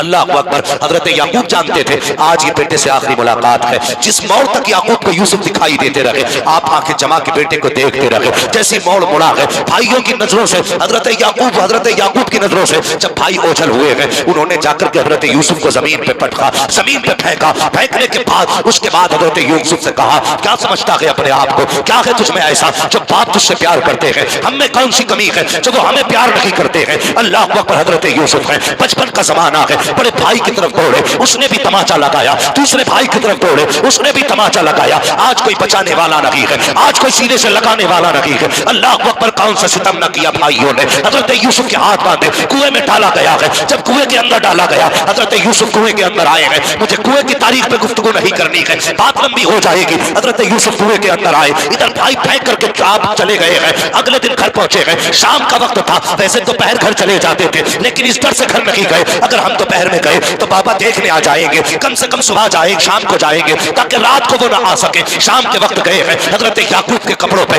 बकरी का खून लगाया है, लेकर के गए, रोते हुए गए। हजरत याकूब की निगाह पड़ी, कहा क्या हुआ, कहा बची यूसुफ को भेड़िया खा गया है। अल्लाह अकबर। बेतहाशा तड़पे, बिलकने लग जाते हैं, रोने लग जाते हैं। कहा कोई निशानी लाए हो, कहा ये नहीं यूसुफ के कपड़े, जैसे कपड़े खोल करके दिखाए हैं। अभी तो याकूब रो रहे थे, लेकिन अब मुस्कुराने लग जाते हैं। कहा बात समझ में नहीं आई, अभी तो सुन के रो रहे थे, कपड़े देख के मुस्कुरा रहे हो। कहा बेटे मुस्कुरा इस बात पे रहा हूं, भेड़िया कितना चालाक था, पूरा यूसुफ खा गया लेकिन कुर्ते को हाथ नहीं। क्या बात है, क्या बात लगे तुम्हारा मुंह देखा, रोना देखा तो लगा यूसुफ गया, लेकिन उसके कपड़े देखे तो यकीन हो गया मेरा यूसुफ जिंदा है। जिंदा। अल्लाह अकबर। ये बाप होता है। यूसुफ जिंदा, क्या हुआ, कहा भेड़िया खा गया। अच्छा गम तो था, बेटा है, न जाने क्या किया इन्होंने। गए पहाड़ी पे आवाज दी, बिन्यामीन साथ थे, जंगल के जानवरों निकलो। आगे क्या हुक्म है, कहा मेरा यूसुफ कौन लेके गया है। तो सारे जानवरों ने कहा जनाब अगर हमें पता चल जाता कि आपका बेटा यहाँ आया, हम खुद रखवाली करते, हमारी औकात में आपके बेटे को हाथ लगा दे। पलट के आगे बताया नहीं किसी से। भाई अगले दिन गए तो पूरा कुरान में वाकया मौजूद है। गुजरने वाले काफिले ने पानी के लिए रस्सी डाली, हजरत यूसुफ निकल आए, कहने लगे मौज आ गई, खूबसूरत गुलाम मिल गया। कितने में भाई जा ही रहे थे, देखे यूसुफ जिंदा है कि मर गया, ये देखने के लिए देखा तो उनके पास है। कहने लगे ठहरो जी, ये हमारा गुलाम है, इसे देख के जाइए। आपका क्या भागा हुआ गुलाम है? तो वो कहने लगे हम नहीं देंगे, हमने निकाला। वो कहने लगे हमारा हम नहीं देंगे। दोनों में झगड़ा तो समझौता हुआ, ऐसा करो बेच दो, कीमत दोगे? हाँ। उन्होंने खोटे सिक्कों की कीमत लगाई, बेच दिया, मगर कसम से जिगर दिया हजरत यूसुफ का। भाई बेचते रहे, सौदे लगते रहे, ये नहीं कहा मेरा भाई है, ये नहीं कहा ये बेचने वाले मेरे अपने हैं, ये नहीं कहा कि मेरे बाप के बेटे हैं। अल्लाह अकबर, चुप रहे, इसलिए कि वो रब की रजा पे राजी थे, बेशक बेशक वो रब की रजा पे राजी थे। बेच दिया गया, हाथ पैर बांधे गए। अल्लाह अकबर, मैं रिश्ता बताना चाहता हूँ कितना अहम रिश्ता है। हाथ पैर बांधा लेकर के चलने लगे। खरीदारों ने कहा था ये वो बच्चा है जो भाग के जा रहा था, इसलिए हाथों में हथकड़ी पैरों में बेड़ियां डाल दो ताकि ये भागने ना पाए। अब जरा सुनना, औलाद से माँ बाप का रिश्ता कितना अजीम होता है। जब दुख होता है तब माँ बाप याद आते हैं, खुशी होती है तब माँ बाप याद आते हैं। ईद का दिन हो, नए कपड़े पहनो, दुनिया अल्लामा कह के सलाम करने वाली होगी। अगर बेटा कह के मुबारकबाद देने वाला बाप ना हो तो कपड़ों का मजा नहीं आता है। सीने से लगा करके मुबारकबाद देने वाला अगर बाप ना हो तो त्योहार का मजा नहीं आता है। अल्लाह अकबर, मैंने कहा जब गम होते हैं तब भी माँ याद आती है, खुशी होती है तब भी अपने याद आया करते हैं। जब हजरत यूसुफ को ऊंटनी पे डाल करके लाद के लेके चलने लगे, किनान के कब्रिस्तान से सवारी गुजरी है, निकाह उठी है, हजरत यूसुफ की माँ की कब्र निगाहों के सामने थी। अब क्या कर सकते थे? पैरों में बेड़ियां है, हाथों में हथकड़ियां है, लेकिन माँ की कब्र सामने है। बेटा माँ की कब्र से कैसे रुक पाता? अपने आप को सवारी से गिराया, कोनियों के पल चलते हुए माँ की कब्र पे गए हैं। जाने के बाद चेहरा रखा, कहते हैं माँ देख तो सही, ये तेरा वही यूसुफ है, तू जिसे चूमते हुए नहीं थकती थी, ये वो यूसुफ है जिसे प्यार करते नहीं थकती थी। अल्लाह अकबर, माँ की कब्र की मिट्टी उठाई है, कभी चूम रहे हैं, कभी माथे पे लगा रहे हैं। ए माँ देख तो सही, आज भाइयों ने जिसे गोलियों में बेच दिया है वो यही तेरा यूसुफ है। रोते जा रहे हैं, रोते जा रहे हैं। इतने में पीछे से आया वही जो इनकी सवारी की निगरानी कर रहा था। तलाश करते करते आया, आने के बाद देखा आप कब्र से लिपट के पड़े हैं। उठाया, उठाने के बाद कहा भाग रहा था, ये कह के तमाचा लगाया जैसे हजरत यूसुफ के चेहरे पे तमाचा लगा है। अल्लाह अकबर, एक माँ के सामने किसमें चिल्लाते बेटे को तमाचा लगा सके? खुदा की कसम, जैसे हजरत यूसुफ को तमाचा लगा है। निगाह उठी है माँ की कब्र की तरफ, हसरत भरी निगाह से देखा, कहते माँ आज तेरे बेटे को ये दिन भी देखना था, अब तक तो अपनों ने मारा था, अब गैर मार रहे हैं। अल्लाह अकबर, इतना कहना था, काली आंधी आ जाती है, इतनी तेज आंधी थी कि सामने का खड़ा बंदा नजर नहीं आ रहा है। अंदाजे से हाथ पकड़ा, लेकर के अपने मालिक के पास पहुंचा। मालिक ने कहा यार बताओ तो सही, ये कौन सी आंधी है? आज तक कभी ऐसी आंधी यहाँ नहीं आई है, कभी किनान में आंधी नहीं देखी। कहा हुआ क्या है? कोई गुनाह तो तुमने नहीं किया है, कोई खता तो नहीं कर बैठा है? उसने कहा जनाब एक गलती तो मुझसे हुई है। कहा कौन सी गलती? कहा मैंने इस बच्चे के तमाचा लगाया था। अल्लाह अकबर, इतना सुनना था। उसने कहा क्यों लगाया तमाचा? कहा ये भाग के जा रहा था, हजरत यूसुफ की आंख में आंसू है। अल्लाह अकबर, नबुव्वत वाली आंखें ऐसे मोती बरसा रही थी आंसुओं के, ऐसा लग रहा था कोई हीरे टपक रहे हो। उसने कहा बेटे बता तो सही, क्या भाग के जा रहा था? कहा नहीं जनाब, मैं भागना नहीं चाह रहा था। कहा फिर बता तो सही हुआ क्या है? उसने कहा जनाब मैं झूठ नहीं बोलता। कहा बता तो सही बेटे, क्या तूने झूठ कहा है? कहा मैं भी सच्चा, मेरा बाप भी सच्चा, मेरा घराना भी सच्चों का है, हम झूठ नहीं बोला करते हैं। कहा बेटे फिर क्यों जा रहा था? कहा वो मेरे किनान में मेरी माँ की कब्र थी, माँ की कब्र नजर आई, बर्दाश्त न कर सका, अपना हाल दिल माँ को सुनाने गया था, दर्द दिल माँ को बताने गया था। इसने उठा के बिना पूछे तमाचा मार दिया। कहा बस मेरे तमाचा लगा, मैंने तो देखा देखा मेरी माँ ने भी देख लिया था, माँ की कब्र पे तमाचा मारा। इतना जुमला हजरत यूसुफ ने कहा है। मालिक ने हाथ जोड़े, कदम पकड़ के कहता है ए बेटे माफ कर दिया जाए, बेटे माफ कर दिया जाए। हजरत यूसुफ ने रुख किया माँ की कब्र अनवर की तरफ, कहते माँ तेरे बेटे ने तो माफ कर दिया है, अब तू भी माफ कर दे। इतना कहना था, बल्कि अंदर सारी आंधियां खत्म हो जाती है। इसलिए मैं कहता हूँ अगर माँ जबान से बोल दे तो तकदीर बदल देती है, माँ हाथ उठा दे तो नक्शे बदल देती है। 70 वली बद्दुआ करे, एक माँ दुआ करने बैठ जाए तो खुदा 70 वलियों की डाल सकता है, एक माँ की नहीं डाल सकता। दुल्हन वालों, शादीशुदा जिंदगी गुजारने वालों, माँ की आवाज को तमाशा बताने वालों, माँ को जानवर कह के आवाज देने वालों, तुझे क्या पता माँ क्या है? खुदा की कसम ये माँ वो है जितना जमीन पे औलाद से प्यार करती है उतना ही जमीन के अंदर जाके औलाद से प्यार करती है। लो वजीफा दे के जा रहा हूं हाजीपुर वालों, अगर कोई काम बिगड़ने लगे कुछ मत करना, माँ जिंदा है तो कदमों में बैठ जाना, और कब्रिस्तान चली गई है तो फातिहा पढ़ने चले जाना। अल्लाह सबसे बड़ा तावीज़ है, सबसे बड़ा तावीज़ है। हजरत यूसुफ अलैहिस्सलाम बेच दिए गए, बिक गए, बिक गए। कौन कौन सी मुसीबतें नहीं उठाई, कौन कौन सी मुसीबतें, जेल काटी, कैद में रहे 40 साल, बाप बेटे की जुदाई का लंबा अरसा, और इतना लंबा अरसा सोच भी नहीं सकते। जिस कैद के अंदर हजरत यूसुफ को डाला गया था उसमें एक छोटा सा रोशनदान था, और कैद खाना ऊपर नहीं नीचे था, छत से मिला रोशनदान था। एक ना आप कैद के अंदर रोज देखते थे यार कोई तो हो जो मेरे शहर का आ जाए, कोई तो हो जो मेरे शहर का आ जाए। रोते थे ये सोच के मेरे बाप पे क्या गुजरी होगी, मेरे बाप पे क्या गुजरी होगी। अल्लाह अकबर। जब जुदा होने लगे थे भाइयों से ना, तो कहा था मैं तुम्हारा गुलाम हूं, बिक तो गया हूं, मेहरबानी करो मुझे थोड़ा सा मोहलत दो। कहा क्योंकि अपने आकाओं को आखिरी सलाम करना चाहता हूं। कहा भाइयों बैठ जाओ, तुमने मुझे बेचा, मैंने शिकवा नहीं किया, तुमने मुझे लातों से मारा, मैंने कुछ नहीं कहा, तुमने गालियां दी, मैंने कुछ नहीं कहा। हर भाई जमीन पे बैठा, हजरत यूसुफ यूं गले में हाथ डालते थे भाई के, लिपट के रोते थे। आखिर में जाते जाते कहा जो मेरे साथ किया है वो मेरे बिन्यामीन के साथ ना करना, जो मेरे साथ किया है वो मेरे बिन्यामीन के साथ न करना। वो यार रिश्ते कितने अजीम होते हैं, कभी ने पहचानो तो सही। हजरत यूसुफ कैद के अंदर है, ख्याल आता है मेरे बाप पे कैसी गुजरती होगी, मेरे बाप की तो मैं जान रहा करता था, उनका तो मेरे बगैर दिन नहीं गुजरता था, आज परसों बीत गए हैं, उनकी कैसी गुजरती होगी। उसी सुराग से देखा करते थे कोई तो हो जो मेरे शहर का रहने वाला हो, कोई तो हो जो मेरे शहर का रहने वाला हो, कोई तो होगा जो किनान तक चला जाएगा। अल्लाह अकबर। जानते हो एक दिन ना एक मुसाफिर आया, तिजारत के लिए ऊंट लेकर के आया था, माल था ऊंट के ऊपर, और उसी कैद खाने के पास उसने सवारी खड़ी की। जैसी सवारी खड़ी की अचानक ऊंट ने दौड़ लगा दी, वो रस्सी खींचता रहा, ऊंट वहां आ गया जहां हजरत यूसुफ रोशनदान पे नजरें जमा के बैठे थे। जैसी ऊंट का मालिक पकड़ने आया,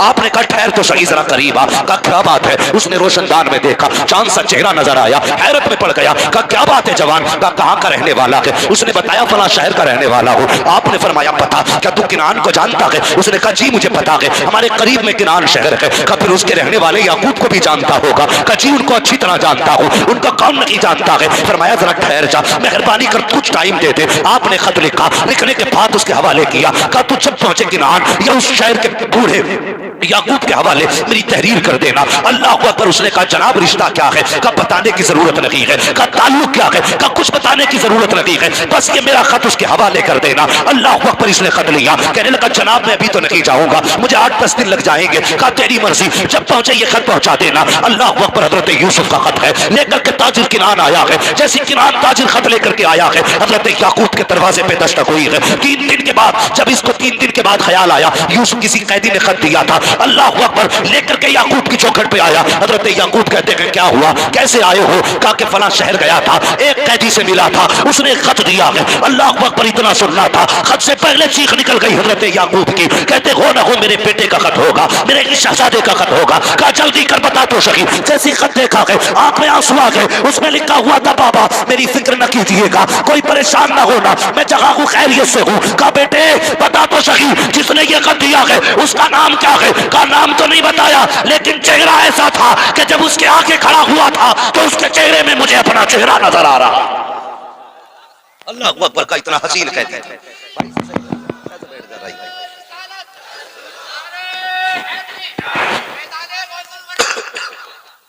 ये रिश्ते होते हैं बाप बेटे के। तवज्जो है आप, चले और आगे। बाप की इज्जत करना, कदर करना। इतना रोए बेटे के लिए, आंखें खो दी, रोशनी चली गई आंखों के लिए। कभी तुमने ये सुना है किसी ने ये कहा हो कि जब से इसके बाप का जनाजा उठाए बेटे की कमर टूट गई? कोई नहीं कहता, लेकिन अक्सर सुना होगा जब से बेटे का जनाजा उठाए बाप की कमर टूट गई है। हाँ, सिर्फ तुम एक परिवार का मेंबर नहीं, बाप की कमर का जोर भी हो, बाप की ताकत हो तुम, बाप की हिम्मत हो तुम। अगर तुम टूटे तो बाप टूट जाएगा, तुम रूठे तो बाप टूट जाएगा। तुमने उसे अकेला छोड़ दिया, वो जीते जी मर जाएगा। लोग कहते हैं मेरा बाप मौज में चैन से खा रहे तो रोटी अलग नहीं, वो जिंदा जरूर है लेकिन एक लाश है, एक लाश है बाप। खुदा के वास्ते बाप को अकेला ना छोड़ना, कभी अकेला ना छोड़ना। हाँ, ये वो है जो तेरी मैयत पे कमर तोड़ देता है, ये वो है जो तेरे जनाजे पे हिम्मत हार बैठता है। इसलिए कभी बाप को ना छोड़ना।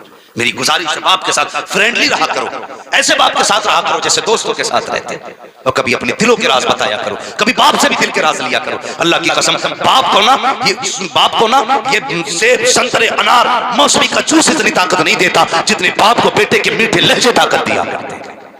कभी उनसे बैठ के मीठी बातें भी किया कर, और कभी छेड़ यार उनसे जिंदगी। कहो पापा बताओ तुम्हारी जवानी कैसी गुजरी थी, कभी पूछ बाप से, कभी वक्त दे उसे। हम नहीं देते वक्त, शराबियों नशेड़ियों के लिए हमारे पास वक्त है, फलुओं के लिए हमारे पास वक्त है, जिसने हमारे लिए जिंदगी लुटा दी उसके लिए हमारे पास वक्त है। बेशक बेशक। कैसी जिंदगी जी रहे हो? बाप क्या है सोचते यार मौलवी तो ये ऐसी ही बातें करते ही रहते हैं। अल्लाह की कसम मौलवी कभी अपनी बात नहीं कहता, जब भी कहता है रसूल पाक की बात करता है। सच्ची बात। हमारी हो तो वापस कर जाओ, कितना अहम रिश्ता। तुम्हें पता है फिर खुदा ने कितनी इज्जतें बख्शी। हजरत यूसुफ ने कहा था उससे बस इतना कह देना, दुआ कर दे, दुआ कर दे खुदा मिलाए ना मिलाए तुझसे, मुझे कैद खाने से रिहा कर दे। मुअल्लिकीन लिखते हैं हजरत यूसुफ की आजादी में हजरत याकूब की दुआएं शामिल थी। ये लिखा है मुहक्किकीन और मुफस्सिरीन ने, अगर याकूब दुआ ना करते तो यूसुफ ना निकलते। ये तारीख बयान करते हैं। हजरत याकूब ने दुआ की, अल्लाह ने हजरत यूसुफ को फिर वो रुतबे अता किया, आजादी मिली। और आजादी कैसी मिली? अल्लाह अकबर, वो बड़ा करीम है, बेनियाज है। कभी बेचे तो खोटे सिक्कों में बेच देता है, और जब फिर उसी यूसुफ का सौदा किया जाए ना तो हीरे चांदी भी कम पड़ जाया। बेचने वाला वही है, बिकने वाला भी वही है, लेकिन कीमतें अलग अलग हैं। बस फर्क है कि रब की मर्जी है। जब चाहे कोड़ियों में बेच दे, जब चाहे हीरे जवाहरात ठोकरों में रख दे। फिर जो बोली लगी है, अल्लाह अकबर, हीरे जवाहरात कम थे उनकी बोली में। हाँ, फिर तख्त शाही पे बैठे, कहता आया मिलाना था रब को, फरमाने लगे। रजिस्टर था, रजिस्टर फरमाते थे जब भी कोई आए ना उससे दो बातें जरूर पूछनी है। कौन सी? कहां से आए हो, क्या लेके आए हो। नाज लेने आए हो, नाज लेने आए हो, कहत पड़ा था नाज लेने आए हो, क्या लेके आए हो, किस शहर से आए हो। कहने लगे अगर कोई किनान का आ जाए ना तो बस इतना तो पूछना कहां से आए हो, ये मत पूछना क्या लेके आए हो। वाह वाह वाह, ये रिश्ते हैं अल्लाह। क्या निस्बत। कहने लगे ये मत पूछना क्या लेके आए हो। हजरत यूसुफ अलैहिस्सलाम के खुदाम खड़े हैं दरवाजे पे, जो आता था कहां से आए, फला जगह से, क्या लाए, सोना लाए हैं, क्या लाए कि चांदी लाए हैं, क्या लाए कि ये लाए हैं। उसके बदले में नाज दिया जाता। अल्लाह अकबर, एक दिन बारी आ गई हजरत यूसुफ के भाइयों की। कहा कहां से आए हो, कहा किनान से आए हो। इतना सुनना था, रजिस्टर बंद किया, तोड़ लगाई, कहा हुजूर के कहा क्या बात है, कहा कुछ किनान के मेहमान आए हुए हैं। अल्लाह अकबर, वो भाई जिन्होंने कैद में डाला था, वो भाई जिन्होंने भाई के मुंह पे तमाचे मारे थे, वो भाई जिसने भाई को कौड़ियों में बेचा था, वो भाई कल जब दुश्मनी करके मौत के मुंह में धक्का दे के आए थे, वो भाई जिसने बेटे को बाप से जुदा किया था, वो भाई जो खून के प्यासे थे, आज वो भाई के दरवाजे पे सवाली बन के आ रहे हैं, मोहताज बन के आ रहे हैं। चाहते तो ये भी कर सकते थे कि उनको कैद में डाल देते, ये भी कर सकते थे कि सरतन से जुदा करा देते, इसलिए कि यूसुफ आज बादशाह बन करके बैठे हैं। लेकिन पता चला भाई आए हैं, सारी नफरतें खत्म हो गई। कहा ये तो पूछ लिया है कहां से आए हो, ये मत पूछना क्या लाए हो। कहा किस लिए, कहा ये जितने आए हैं सल्तनत के मेहमान हैं, लेकिन जो किनान से आए हैं वो बादशाह के मेहमान। नाराए तकबीर, नाराए रिसालत, उलमाए अहले सुन्नत, अल्लामा मुफ्ती हम्माद अली साहब क़िबला, माशाअल्लाह। अपने दस्तरखान पर बिठाया, सोने के बर्तन में खाना खिलाया। फिर बुलाना था याकूब, हजरत बिन्यामीन के बारे में मामला था। बिन्यामीन को रोका, बाकी को भेज दिया। यही हुआ ना। कहने लगे लो जी हमारे बाप तो आ ही नहीं सकते, कहा क्योंकि उनकी आंखों की रोशनी जा चुकी है। बहुत रोए, बहुत रोए। उन्हें पता था ये बाप मेरे गम में रोया है, बहुत रोए। कहने लगे लो मेरा कुर्ता ले जाओ, उनकी आंखों पे रख देना, उनकी आंखों की रोशनी आ जाएगी। सुभान अल्लाह, सुभान अल्लाह। कुर्ता दिया, वापसी हुई, आंखों की रोशनी हुई, वापस आए। लेकिन सुनना जरा, जो बात बताना चाहता हूं, एक बात याद रखना। हजरत याकूब अलैहिस्सलाम ने जैसे दरबार में कदम रखा, 40 साल के बाद मुलाकात थी बाप की बेटे से। कितने साल के बाद? सारे बोले कितने साल बाद? 40 साल के बाद मुलाकात है। अल्लाह आपको सलामत रखे, बहुत अच्छा सुन रहे हैं। 40 साल के बाद मुलाकात हुई। फिर क्या था, बाप को देखा ना तो ऐसे डूब गए उनके चेहरे में कि ये भूल ही गए कि मुझे उठना भी है। भूल गए, बैठे रह गए, बेटे बाप के चेहरे में खो गए। 40 साल के बाद शफीक बाप का चेहरा मिला था। 40 साल के बाद वो आंखें मिली थी जो प्यार की नजरों से देखा करती थी। 40 साल बाद वो लहजा सामने था जो कभी बात करते न थकता था। 40 साल के बाद वो वजूद था जो सीने से लगा के न थकता था। 40 साल के बाद उस वजूद को देखा था जिसने कांधे पे बैठा बैठा के सैर कराई थी। भूल गए बाप है, बैठे रह गए। अल्लाह ने जिब्रील को भेज दिया, फरमाया जा यूसुफ से जाके कह दे ये बाप के लिए उठ के खड़ा नहीं हुआ, मैंने इसके न उठने की वजह से मैं ऐलान करता हूं आज के बाद इसकी नस्ल में किसी नबी को पैदा नहीं करूंगा। अगर यूसुफ होकर के बाप के लिए ना उठे खुदा नबूवत ले लेता है, अगर तू बाप के लिए ना उठे तो खुदा तुझे बरकत कैसे दे सकता। क्या बात है, क्या बात है। अजमत चाहिए, बरकत चाहिए तो बाप की इज्जत किया कर। बेशक बेशक। कभी बाप के सामने टांग को टांग रख के ना। कुरान तो कहता ही दो से है, शुरुआत दो से हुई है, तू एक लिए घूम रहा है।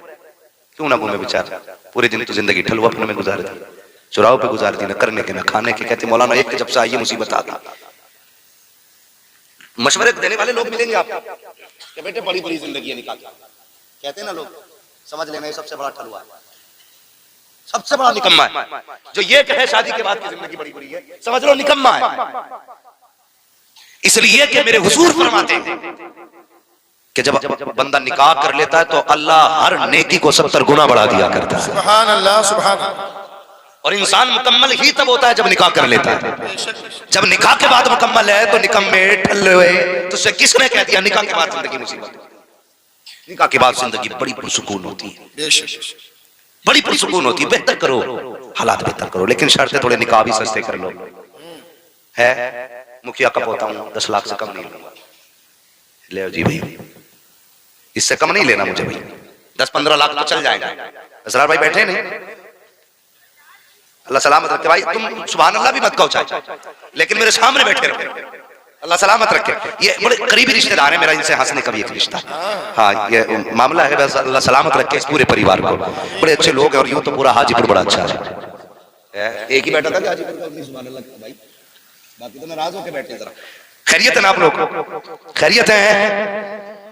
अल्लाह आपको सलामत रखे। दुआएं किया करो, अल्लाह हमारे रिश्तों में बरकतें दे, आमीन। अगर निकाह कर लो ना, मेरी एक बात याद रखना, अपनी बीवियों को सबसे पहला ये सबक बता दो भाई। लेकिन कुछ लोग तो ऐसे करे, यार मौलाना अब तो 10-12 साल गुजर गए, आज मशवरा देने आया है। लेकिन जिनकी नहीं हुई है उनसे मेरी गुजारिश है, सीधी बात है, अपनी बीवी से पहली बात कह दो, मेरे माँ बाप मेरी दुनिया भी है आखिरत भी है। क्या बात है, क्या बात। तुझे इनसे शिकायत हो तो मुझसे कहना, मेरे माँ बाप से कहने की इजाजत नहीं है। बोलो इजाजत नहीं है। लेकिन हम ससुरों को इतनी जोर से अब्बा ही कह देते हैं कि वो डायरेक्ट हमारे ही अब्बा का गला पकड़ लेते हैं। और वो तुमसे कहना छोड़ अपने अब्बा को, भाइयों को, सीधी बात है, तो चल भाई सौदा कर लेते हैं, तू अपने छोड़ दे, मैं अपने छोड़ दे रहा हूं, बन पक्की। ना तू अपनों से बात करेगी ना मैं अपनों से बात करूंगा। लगता है तुम्हें कोई झगड़ा होगा, समझौता हो जाए, समझौता हो जाए कि चल भाई चल ठीक, तू अपनों से बोल, मैं अपनों से बोल। हाँ, तो ये थोड़ा सा बाप एक बड़े ख्वाब सजा के दूल्हा बनाता बेटों को। मेरी गुजारिश है भाइयों, निकाह के बाद बाप को ना भूलना, माँ को ना भूलना, उनकी कुर्बानियों को याद रखना। ये रिश्ता बड़ा अहम रिश्ता है। जब सब छोड़, मैंने ना वो मियाँ बीवी जो 7 कसमें खाते थे जीने मरने की, है बड़ा मामला खराब है। हमारी कौम चली है लव मैरिज करने पे, तबाही मच गई। हाँ, और हमसे ही पूछ रहा फोन करके, मौलाना लव मैरिज करना कैसा है? मैंने क्यों, तेरा अब्बा ना है, तेरी अम्मा ना है, तेरा परिवार नहीं है क्या, बिल्कुल अकेला है, लावारिस है क्या? तो कहते नहीं, वो इस्लाम में गुंजाइश तो होगी। मैंने इस्लाम में गुंजाइश देख रहा, नमाज भी तो फर्ज है, ज़कात भी तो फर्ज है, इसकी गुंजाइश ढूंढने आया यहाँ पे। इस्लाम ने मना किया है इन चीजों से। किन चीजों से? जिनसे अपनों की इज्जतें जाए, अपनों का वकार जाए, जिससे सोसाइटी में नाम उछले, उन कामों से मना किया इस्लाम ने भाई। वो तुमने देखा ना तौफीक वाला मसला है, उसने सरासर गलत किया, लव मैरिज के भूत चढ़े, और फिर उसके बाद नशा कैसे उतरा, 32 टुकड़े करके रखे फ्रिज में।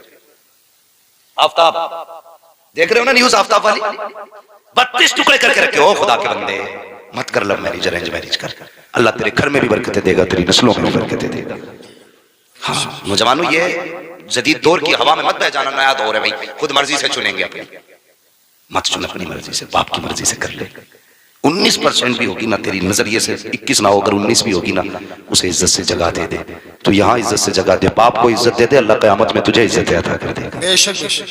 हाँ, नाराज ना हो ना। और ये फोन फान वाली फेंको एक तरफ, मशवरा दे के जा रहा हूँ, मशवरा दे के जा रहा हूँ। जिन लड़कियों को माँ बाप शौहर घर से निकाल देता है, उन्हें कौन सीने से लगाता है? बोले माशाल्लाह, सारे बोले कौन? बाप लगाता है ना। तो सबसे बड़ा हमदर्द कौन होता है बेटी का? बाप। क्या कोई बाप अपनी बेटी को ये इजाजत देगा कि निकाह से पहले किसी से 3 घंटे फोन पे लग के बात कर? नहीं। जो भी बेटी बात करती है छुप के ही तो करती होगी। देखो, मैं तुम्हें गाली बकरे नहीं खाया, मैं सिर्फ समझाने आया। अगर समझ में आए तो ठीक, ना आए तो भी ठीक है। जैसी करनी वैसी, जोर से जैसी करनी वैसी भरनी। जहां देखो हजरत ट्रेन चल रही, रोड पे मैं देखा रात में ना पेड़ से चिपका खड़ा, मैं समझ गया भूत है इसे। कब्रिस्तान की दीवार से लगा पड़ा, भाई कहां देख, यहां ताकतवर सही आता तो डर लगता है, तू तो इश्क का मरीज है। जिधर देखो वहां पे इश्क के बीमार बैठे हैं, हजारों मर चुके और सैकड़ों तैयार बैठे हैं।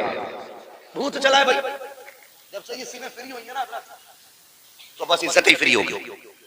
सिर्फ फ्री होने से इज्जत फ्री होगी। ये समझाना चाहता हूं जवान, जब बाप तुम्हें बेटी को घर से निकलने की इजाजत नहीं देता, जो तेरे बदन पे किसी की नजर डालने की इजाजत नहीं देता, जो तेरे सर से दुपट्टा उतारने की इजाजत नहीं देता, वो बाप तुझे कैसे इजाजत देगा? खैर महरम से घंटों घंटों बातें करो। और अब निकाह करने वालों, लव मैरिज वालों, जरा जवाब देना। जिस बाप ने 18 साल खूने जिगर पिला के पाला, अगर ये बेटी उसकी ना हो सकी तो तेरी कैसे हो सकती है? अगर जिंदगी में बरकतें चाहते हो, आज तू पसंद आया तो बाप को छोड़ के चली आई, कल कोई और पसंद आ जाएगा, तुझे छोड़ के चली जाएगी। इसलिए फैसला ये कर, बेटी वो नहीं चाहिए जो घंटों बात किया करे, बेटी वो चाहिए जो खुदा से भी प्यार करे, मुस्तफा से भी प्यार करे।